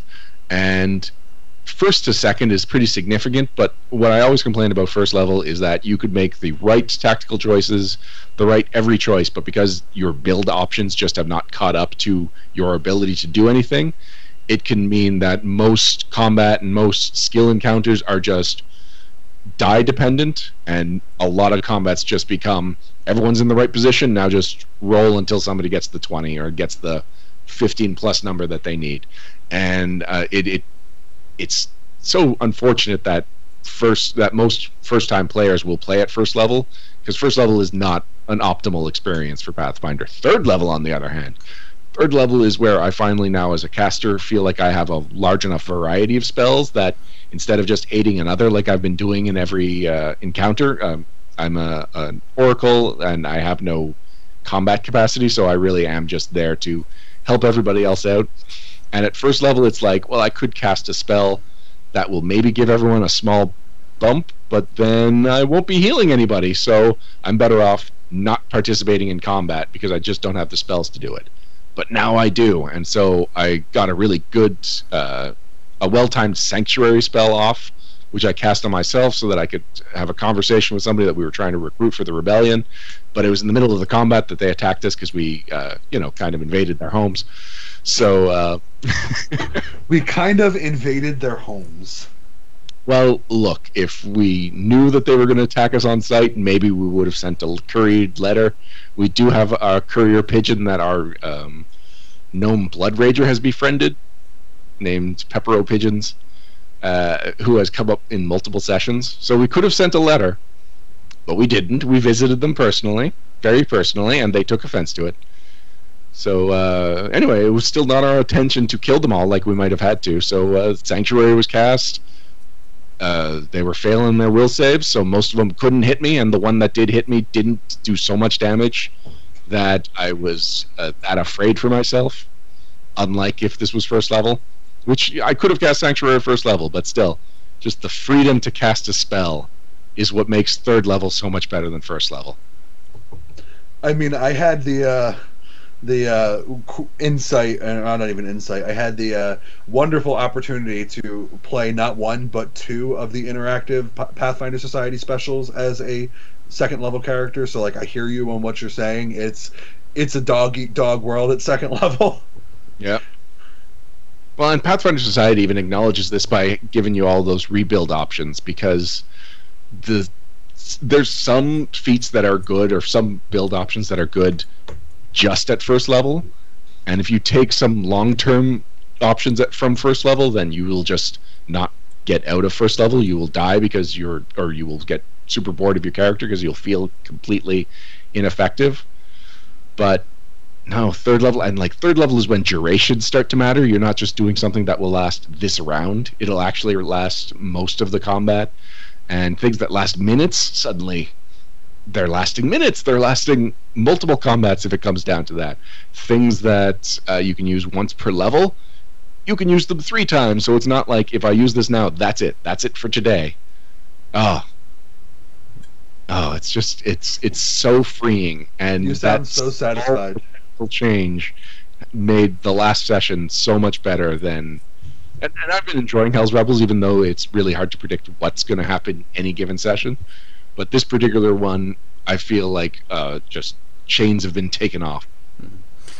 The one time I ever had to took a do-over is why I'm going on the why first level kind of bites in Pathfinder theme with this one.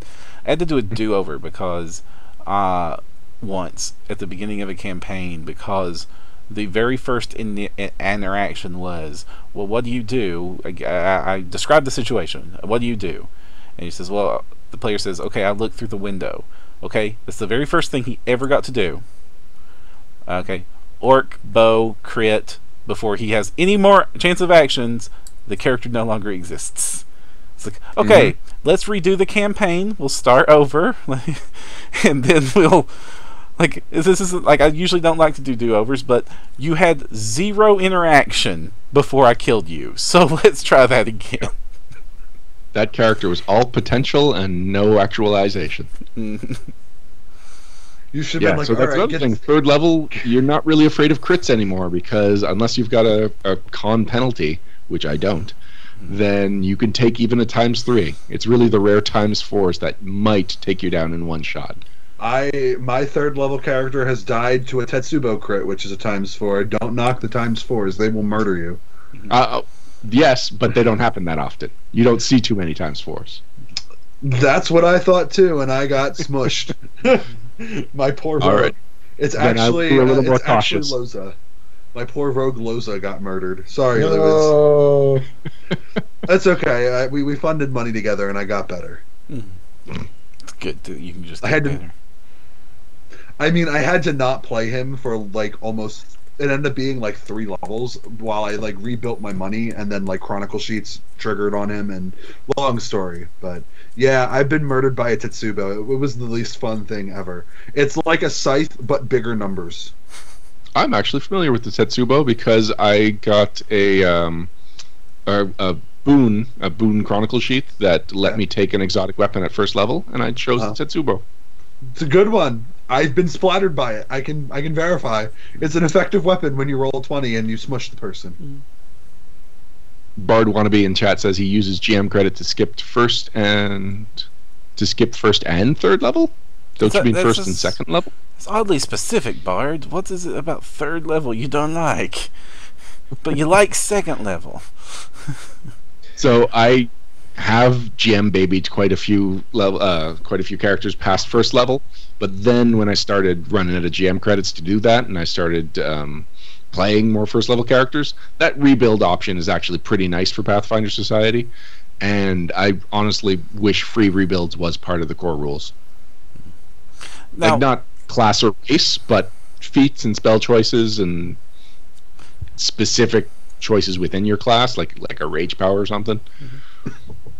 I would like to talk about, since we're adjacent to the subject, the PFS. Since we're talking about PFS and deadliness, especially at low levels, I've been playing a lot post the new retail incentive program.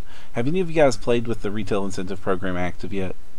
Yeah, it hasn't come up. It hasn't come up for the table I ran it, but they did. They all pitched their money together and got the boon. Yeah, well, that's happened. It's happened. How it works?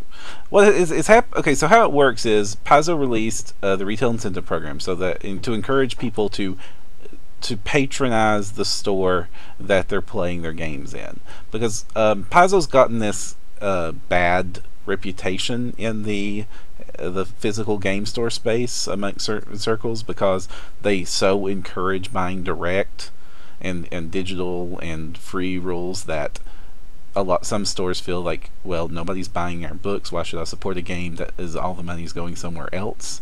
And that bites for a store when it's any game. Once you have one of the players that comes into your store during a game day and says, I really like Magic, and I can get these cards for half the price online. And that's like something you never want to hear when you're running a game store. It's like, yeah, but you can't play online and you can't buy Cokes online, and those cards would be worthless if their store shut down and you had no one to play with, wouldn't it? So it's important I'm really glad that the retail incentive program exists.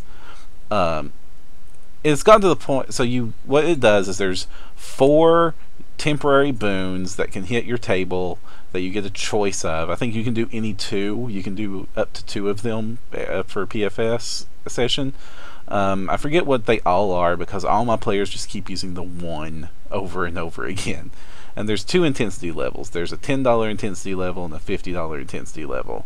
And what they have to do is they have to have receipts of stuff they bought that day in the game store that adds up to that. And they're allowed to pool. They're allowed to throw their receipts together to equal that to activate these boons. And the ones that my players keep activating, and to the point that they have become obsessed about making sure they have the receipts. Like, it's become part of the table ritual now, where it's like, okay, we're mustering tables. I'm sitting here, and sitting here, and sitting here. It's like, who has receipts? And they start getting their receipts together. And they're like, and I'm not calling for the receipts. They're doing it themselves. And then one of them says, okay, we don't have enough. Somebody go buy something. Because on several occasions now, using the 1 that doubles your Constitution score for determining whether or not you are dead has saved characters in multiple occasions now. And it's actually changed the game to where one point I kind of wish it didn't happen, because we had one player in one of my games that was behaving badly. Well, by what I mean is that he was intentionally making bad choices for his character, kind of to troll the table. How do you know he was doing it intentionally? Because of how he was goofing off and laughing about what he was doing and getting off on the fact that he was aggravating the other players. And his character got absolutely 100% horrible credit. I was not gunning for him. I was not, even though I kind of was. This is one of the few times I was kind of rooting for some karmic payback to come in and the dice to answer up.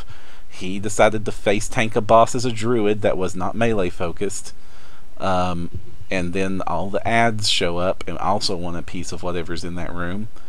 And he should have been dead a million times over, and half the players had to spend all the combat healing them because of their silly, provocative actions. And the fact that the thing saved him was important. It taught them the benefits of those boons. I'm glad that it will get my game store a lot more sales in the future. On the plus side, this is a player that really should have had a lesson of a dead character that he shouldn't. So I'm kind of like, no, but yes, but no. I know I shouldn't really root for any player to die, but this one player really was asking for it. I mean, I've been there too. I've hoped. I've prayed. Oh man, though, like we did our convention 2 weeks ago that I pitched the last time I was on the show, and my dice, man, like, so I had a player at my table, and I forget what kind of check he rolled, but like he grabbed my GM dice because I had him moving his stuff while he was like going, and his dice were already in his new chair, and he was leaving the old chair, but his old chair was next to me. So he grabs my D20 and rolls it for a check, and he does all right. He passes. But this character was a halfling rogue with Trap Spotter, and so for the rest of the night, I ran a scenario that has a huge number of traps in it, and I kept critting his perception rolls. Like, literally 3 times. And I was like, no, I just want to hit you with this trap. And I didn't, because he rolled a 36, and what am I going to do to a 36? Yeah, but that's just the character succeeding, whereas Params, it was a guy that was really a disruption at the table. That's true. Yeah. The character, there's reasons I couldn't just kick him out, but it's one of those situations where if this keeps up, I will kick him out of the group. It's just no fun to troll the other players and intentionally aggravate everybody out of character. Don't be a jerk. Has it gotten to the talk yet? I let his father have the talk, not me. Okay. Oh, yeah, I've been there as a VA. Oh, okay. I think I know what you're talking about. I've been there. Oh man, mine ended though with my VC having to evict said person. I've been lucky in that my area really only had one problem player, but it was quite a problem player, to the point that the online VC had to get in touch with me because he was from my area and he was causing problems online. How do you do that? Like, that's a new level of problems. Like, he might be the only player that was banned from online Pathfinder Society. Wow. And I've talked about this player in other anecdotes. Basically, any time I've brought up issues I've had with a player in Pathfinder Society, it was that guy. Yeah, So Bard Wannabe's got a couple of points in chat. One of them, he's talking about why he skips 3rd level. It's easy for a 3rd level character to die in a tier 4 to 5 scenario, and that's true. Of all the levels that would play up, 3rd is probably the most vulnerable. Yeah, and he doesn't skip 2nd because he doesn't want to spend too much of his GM credits. So he'll skip 1st, play a hardy 2 in a tier 1 to 2 scenario, and then skip 3 so that he's hardy enough for 4 or 5. Most of my thirds play down. It makes sense. Most of my 3rd players play down to 1-2.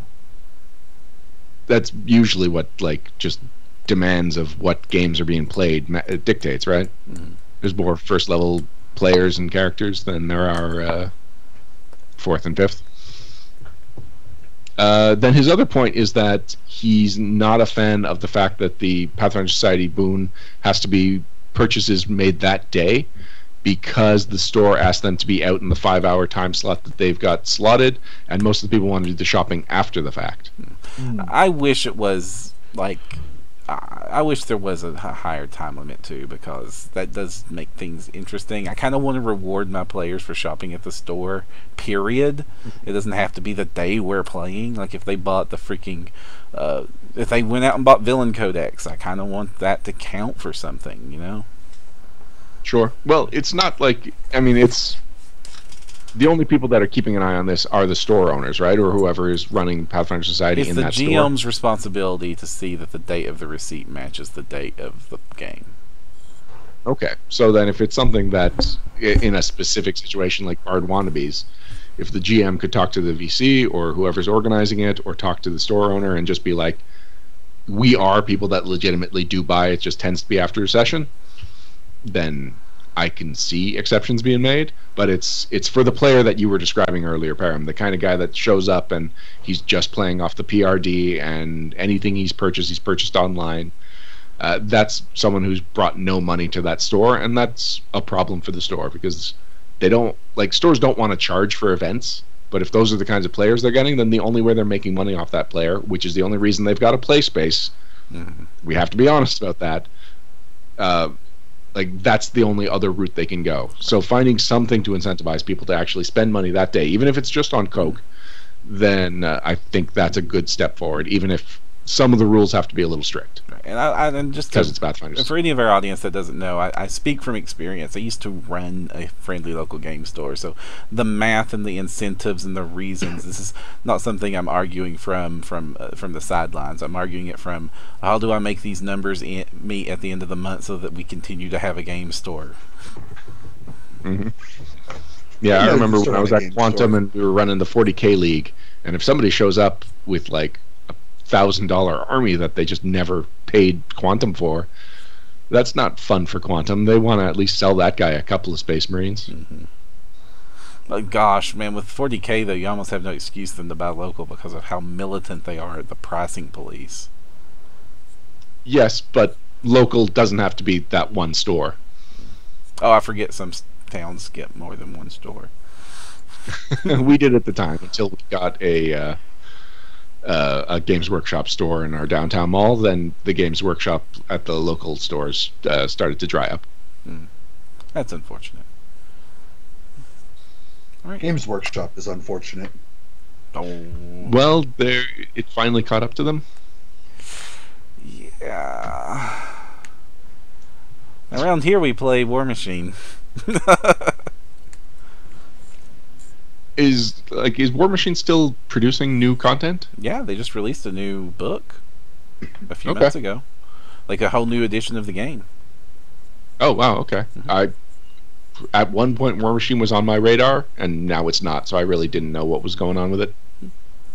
Infinity is the popular game around here. I don't do I don't do war miniature games, but I know a lot of people who are really into Infinity. I've seen like Warhammer and Space Marines and stuff around here. They've got a diehard fan group in Philly, so we see it. But like, I hear a lot of people talking about Infinity. I don't know much about it, but Infinity's kind of like the Rifts of tabletop wargaming, in which that it can do a whole lot of really cool things, has a lot of Japanese inspired content, and the rules are super complicated and don't always make sense. I mean, you just also described Games Workshop there minus Japanese. Right. Well, like, Games Workshop rules are relatively simple compared to most games. I mean, it's rolling d6. Do you get above a number? It works. It's surprisingly lightweight for the leader in the space. War Machine's much more complicated on how its rules work. So is Dust. And Infinity's infinitely more complicated than even that nonsense. Heck, HeroClix has more complicated rules than Warhammer. You find? Yeah, especially once all the power starts stacking and all the special edge cases. Yep. There's a lot of special edge cases in Warhammer, though. You disagree? All right. Each of those units does something different. Yeah, but they don't do 30 different things each, which a good 200-point HeroClix mini does. All right. So I can keep giving us updates on Hell's Rebels. There's actually one particular anecdote I do want to talk about, and that is, we talked a few months ago when Hell's Rebels was starting, and even just brought it up earlier today, that Jeff's running a pretty tight shift on this. That he's limiting the number of sources that we are allowed to play, or we are allowed to use in our builds. He needs to approve of anything that's not on his list, which is a generous list for hardcovers, but doesn't really include any soft covers except for the specific ones mentioned in the player's guide for Hell's Rebels. And now that we've hit 3rd level, at the end of the session, he was asking everyone to submit him a PDF of our new character sheet so that he can audit all the characters and so that he can get familiar with any of the new rules. That's just because there's a lot of things out there that he doesn't know. He is still fairly new to role-playing, and he knows the game very well, and a lot of it is that he plays with a nice variety of people, so he's getting exposed to a lot of different play styles, player choices, and whatnot, but he still needs what he's exposed to be the primary way that he learns something, not just reading about it in the books.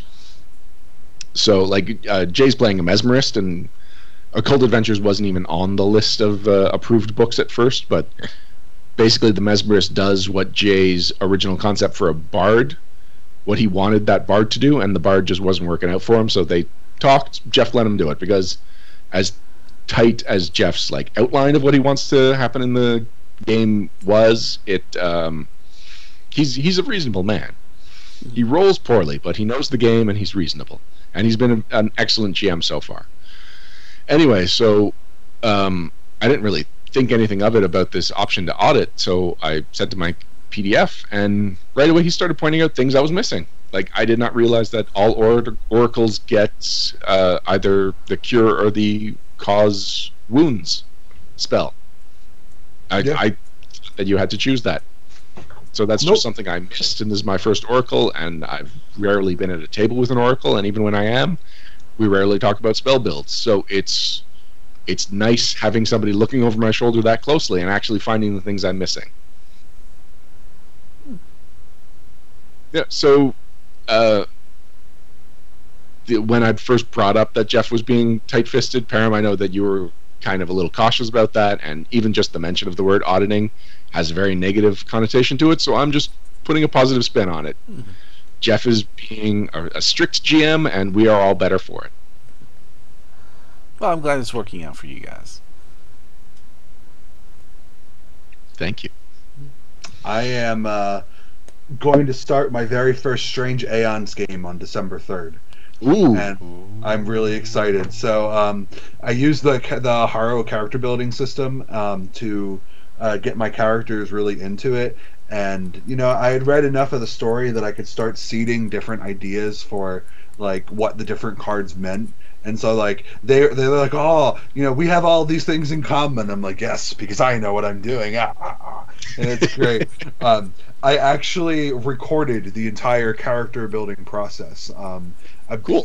I think I'm going to put it up as a private sanctuary thing, because I've been doing a lot with this Haro character building thing. So stay tuned, maybe. I'm trying to save it for a day when Anthony may or may not be able to, come on at a good time. Holidays are weird, so it might be next week, since that's Thanksgiving week, and I have my regular game plus my Reign of Winter group plus the Eight Another convention, all in like the span of 3 days. So it might be that one. We'll see. And we're going to get into Eight Another basically right now, unless anyone has anything to talk about before we wrap things up. No, I'm good. Then we'll be right back to wrap things up right after this.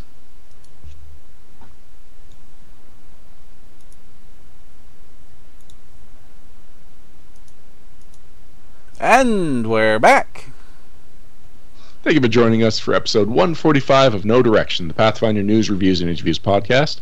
Before we go, we'd like to bring your attention to cool things that might be of interest to you as a Pathfinder player, as just a general gamer, or just as someone who may have similar tastes to us.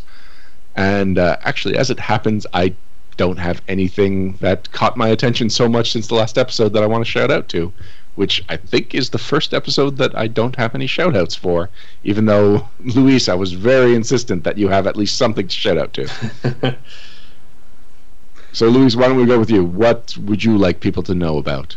I guess if you want to know more about what I do with Pathfinder, at the very least, other than checking out the Monsters Physique, I have my own blog called Muscle Wizard Labs. So the website is musclewizardlabs.com, based on the I don't know if you've ever seen the internet picture about the muscle wizard who casts fist, and then a big explosion happens.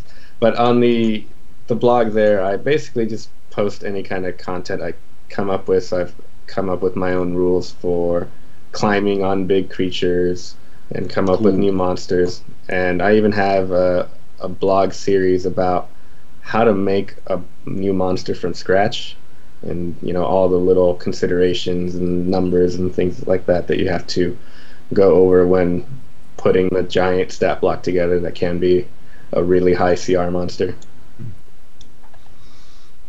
Very cool.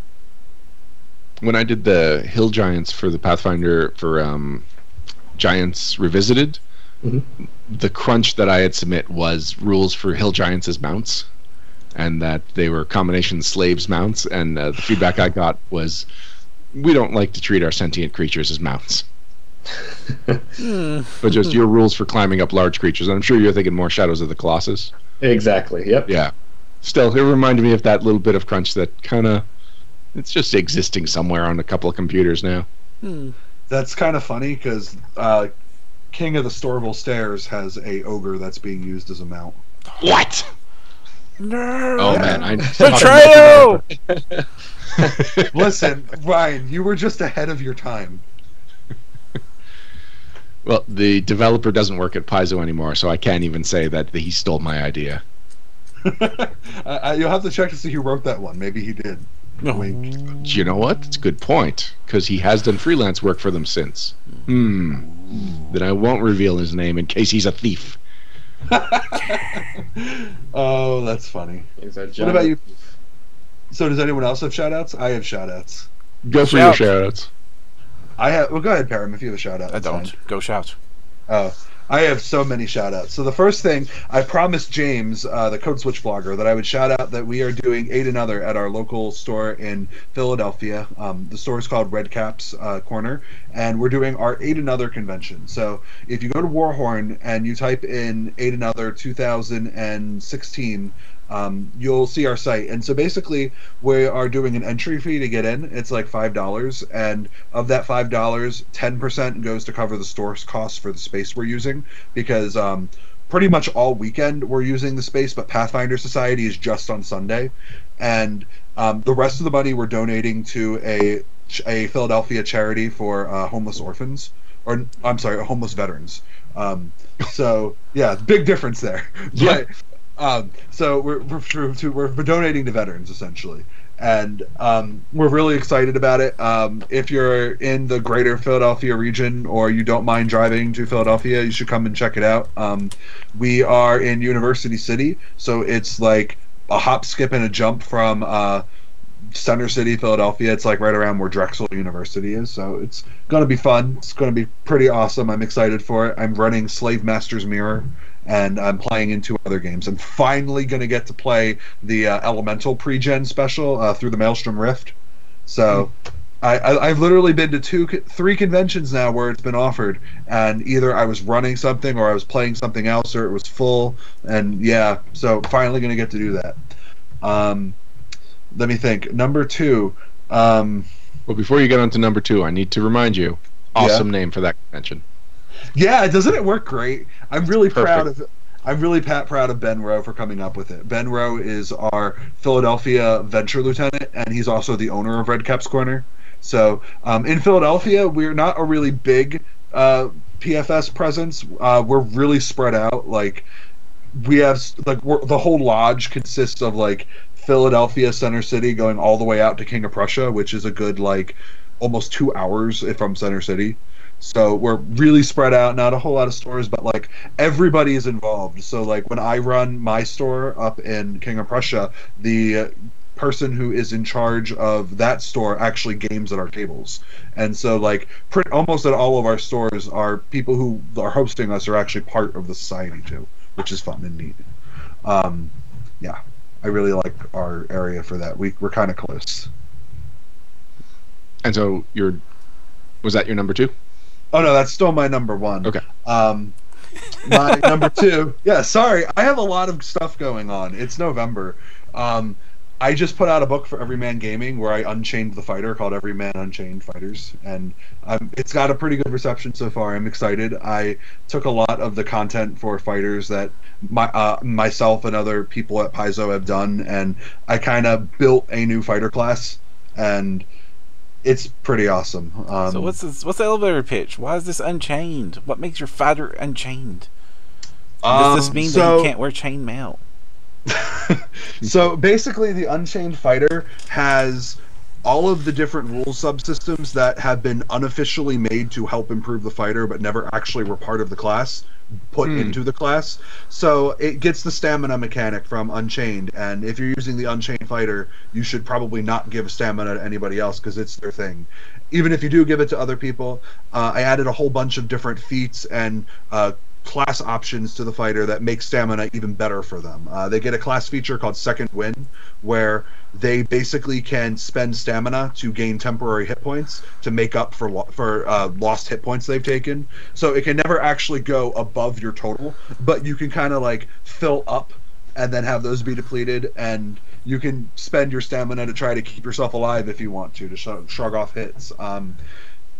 The advanced armor trainings and advanced weapon trainings are part of the class, and I reworked how they work, so it's less of a I'm giving up something for this and more of like this is the core, and if you want to get more weapon groups or you want to improve armor training, those are options you take. So kind of putting more choice directly into the fighter. I went and I took pretty much every archetype from the core rulebook line and rewrote them to work with the class, as with all the changes and whatnot. Most of the archetypes got bumped up slightly because a lot of the advanced player's guide era classes, they're not really attractive compared to the advanced fighter training options, so I tweaked them to try to make the archetypes a little bit more on par with modern Pathfinder design. There's a lot of work that went into it. I compiled weapons for putting a concise, updated listing of weapon groups. I wrote new feats. I did everything. Like, it's a lot, and I'm doing an expansion on it in December, hopefully, if I can get my stuff together. So but far, less cool of a title. Yeah, I don't think I could do Everyman Unchained Fighters 2. I probably could. I don't know that I'd want to. You know, like, we'll see. I gotta think about it. All right, Param, you want to remind people what's been happening on the network lately? No. Param? No. No? I could. You could. Go. I was not prepared for that. It's become our new thing. Yes. All right, since the last episode dropped, Luis, you released the Grizzly Spider. Yes. What can you tell us about the Grizzly Spider besides the obvious? Well, if you read the post, it came about just from a joke that was, the joke is, the right to bear arms. Mm-hmm. And I had a friend for Halloween dressed up with bear claws for hands, and he has the bear arms. And somehow we got on the subject of a spider with bear arms, which I thought was silly, and then I gave it another thought, and then I got scared. So I thought other people should check this thing out. So yeah, I got it put together, and I realized that none of the spiders, at least in the bestiaries, have anything about spinning anyone up into their webs to be consumed later. So I figured, why not the scariest of all spiders? And where did this art come from? I googled bear spider and found bear spider. Okay, well, looking at this guy's Deviant art page, he did it for... where did that note go? I thought I just saw something about Dale McCoy. Oh well, I don't see it anymore, so possibly it was done for Dale McCoy. Alright. What else we got? Oh, Param, we released our special conversation about inclusion and harassment. Mm-hmm. That was guesting Monica Marlowe, and you'll have to tell me her last name, how to pronounce it. Ari... I have to tell you how to pronounce Ari's last name? McGillivray. Yes, Ari McGillivray. It was a fun. Well, no, fun is not the word to say for that podcast. It was a very informative conversation on inclusion and issues in the games in current game industry space. It's definitely worth a listen to if those are issues that are important to you, and they should be. Then there was Alex's article on combat advice, which I took this guidance article to heart, Alex, and I chose that as my next feat right away. Cool. I'm trying something new with guidance where the articles, especially the iconic designs, are a little bit more condensed on like what I'm trying to show. I felt like a lot of my articles lately, they've just gotten too focused on like completionism and actually like building a full character that like the point of the article, which is to showcase a cool rules combination you can do, kind of gets lost. So with that and also with guidance, I'm trying to do a more like laser-sighted approach to writing my stuff. So I'm glad that that article was popular because I felt that like giving a spotlight to just one cool little thing was something that I wanted to try, and I'm glad it worked. Then in Code Switch, James talked about family in a lot of different interpretations. He talked about how Pathfinder Society is like a family, or an adventuring party is like a family, and also went into the idea of having a family for your Pathfinder character. And James isn't here, so I can't get his insight. But Private Sanctuary 296 was Bestow Insight, Burned Out by Burnout. And Alex, what can you tell us about that? Well, Anthony and I talk a lot about a lot of crazy things, and in this one we're talking about how to deal with burnout. And you know, at first we were thought like, okay, well, how do you get back in after you burn out? And you know, ultimately our end result is, well, try not to get burned out in the first place. And so we started talking about things that tend to burn players and GMs out. And one of the big ideas that we came up with was that when you have a player who is making something about the game unfun and tiresome, that's a big thing that'll cause burnout. It's not the only thing, but you know, it's like, you know, it's everybody's responsibility at the table to make sure that everyone is having fun. And sometimes if to certain players it feels like their fun is more important than the GM, so making sure your GM doesn't get burnout is pretty important. It was one of our end results, but if you want to hear more, you have to listen to the podcast. And then in Behind the Screens from Anthony, he touches a little bit on that. The topic is decisions and consequences, and he's not just talking about player and player character advocacy, but also the decisions that the GM is making for how to deal with the players or just how to run the campaign. Yeah, that's a good article from Anthony. I've read that one. And then next we had your iconic design for the Circling Scout. So this is another article where you're taking one of your traditional articles and going a slightly different direction. Yep. It was, like I mentioned, it's kind of a more slimmed down style. Instead of doing a full 20 level build, I grabbed a specific rules combination between 3 different feats and a rogue archetype and talked about, like, well, what would you need to make this combo work? When would this come online? And, you know, I kind of like the idea of, instead of just telling what to do, if like after you get that combo, it's like, okay, well, now you get to choose what to do with your character. Like, I don't think that I can properly come up with every single nuance that's going to come up in your campaign, so I'll just show you the cool trick, and then you can use it if you want it. But that trick is weird because it takes like 8 levels to pull off. But I like that you're just focusing on the specific build needs of that particular trick. Yeah, I thought it would be good because, you know, I sat down and, you know, every now and then I'll do my character builds on Iconic Design, and then a couple months later something will come up in the game, and I'm like, huh, do I stick with what I said I was going to do for this build on my article, or should I switch it? Because I didn't think this was going to happen. And it usually ends up, let's switch it. Like a couple times I've done articles where I'm like, redo part 2, this is my changes that I've made since the last time I wrote. And I was like, well, maybe I should just talk about the things that are important that aren't going to change. Then you have your guidance article, Rules 101, Zero Allowances and You. And by and you, I mean me, because I come up a lot in this article. You do, because the whole article starts with our argument about Shield Slam a few months ago. And so it's basically an article about how, like, the way Pathfinder is written, the rules tell you what you're able to do, or sometimes what you're not able to do, but it usually tells you what you can do, or like what happens in a certain situation. And if something isn't in the rules as like something a player can do, the players can't do it. And that's like the idea of what zero allowances is. You don't get any, you're not allowed to do anything unless the rules say you can. And with the big exception being GM Fiat, but that's a rule. And it's telling the GM that the GM can let anyone or anything do whatever they want. So, like, even though there's this awesome tool in the rules that let you modify the game for exactly your needs and whatever needs to happen to make it fun, it's still a rule. Like, it's a super open-ended rule, but nevertheless, it's a rule. It's also a rule that only one player at the table is allowed to use, the GM. That's true. But...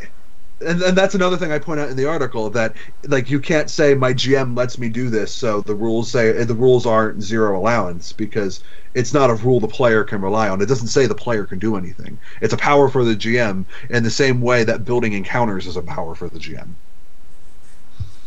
And then finally, yesterday, Burst of Insight by Andrew Marlowe was about his supernatural one-shot. So this has kind of been the topic of his last 3 blog posts, I believe, where he is talking about how he is using the Pathfinder role-playing game as a framework for a one-shot based on Supernatural, the TV show that several people on this episode are big fans of. In this case, so previously he'd been talking about the character sheets and what a character sheet, like how to make a character sheet do what you want your game to do. In this case, he shows us one of the stat blocks for the Hanging Ghost, so an incorporeal ghost, and it starts out using Pathfinder rules, and then he changes it so that it fits his needs for his one-shot. And that means you are up to date on the network. No, there's one more. Monica's the problem with hers is hers scrolls off by the time our show airs. Right. Because hers usually comes out tomorrow. But her most recent article in Inspire Confidence is basically a lot of what we talked about in the special episode in blog format, more specifically talking about explaining a lot of the issues that we talk about, and specifically addressing the issue that when there is a issue or a conflict that comes up that involves exclusion, remaining silent is almost always considered consenting to it. How do I put this?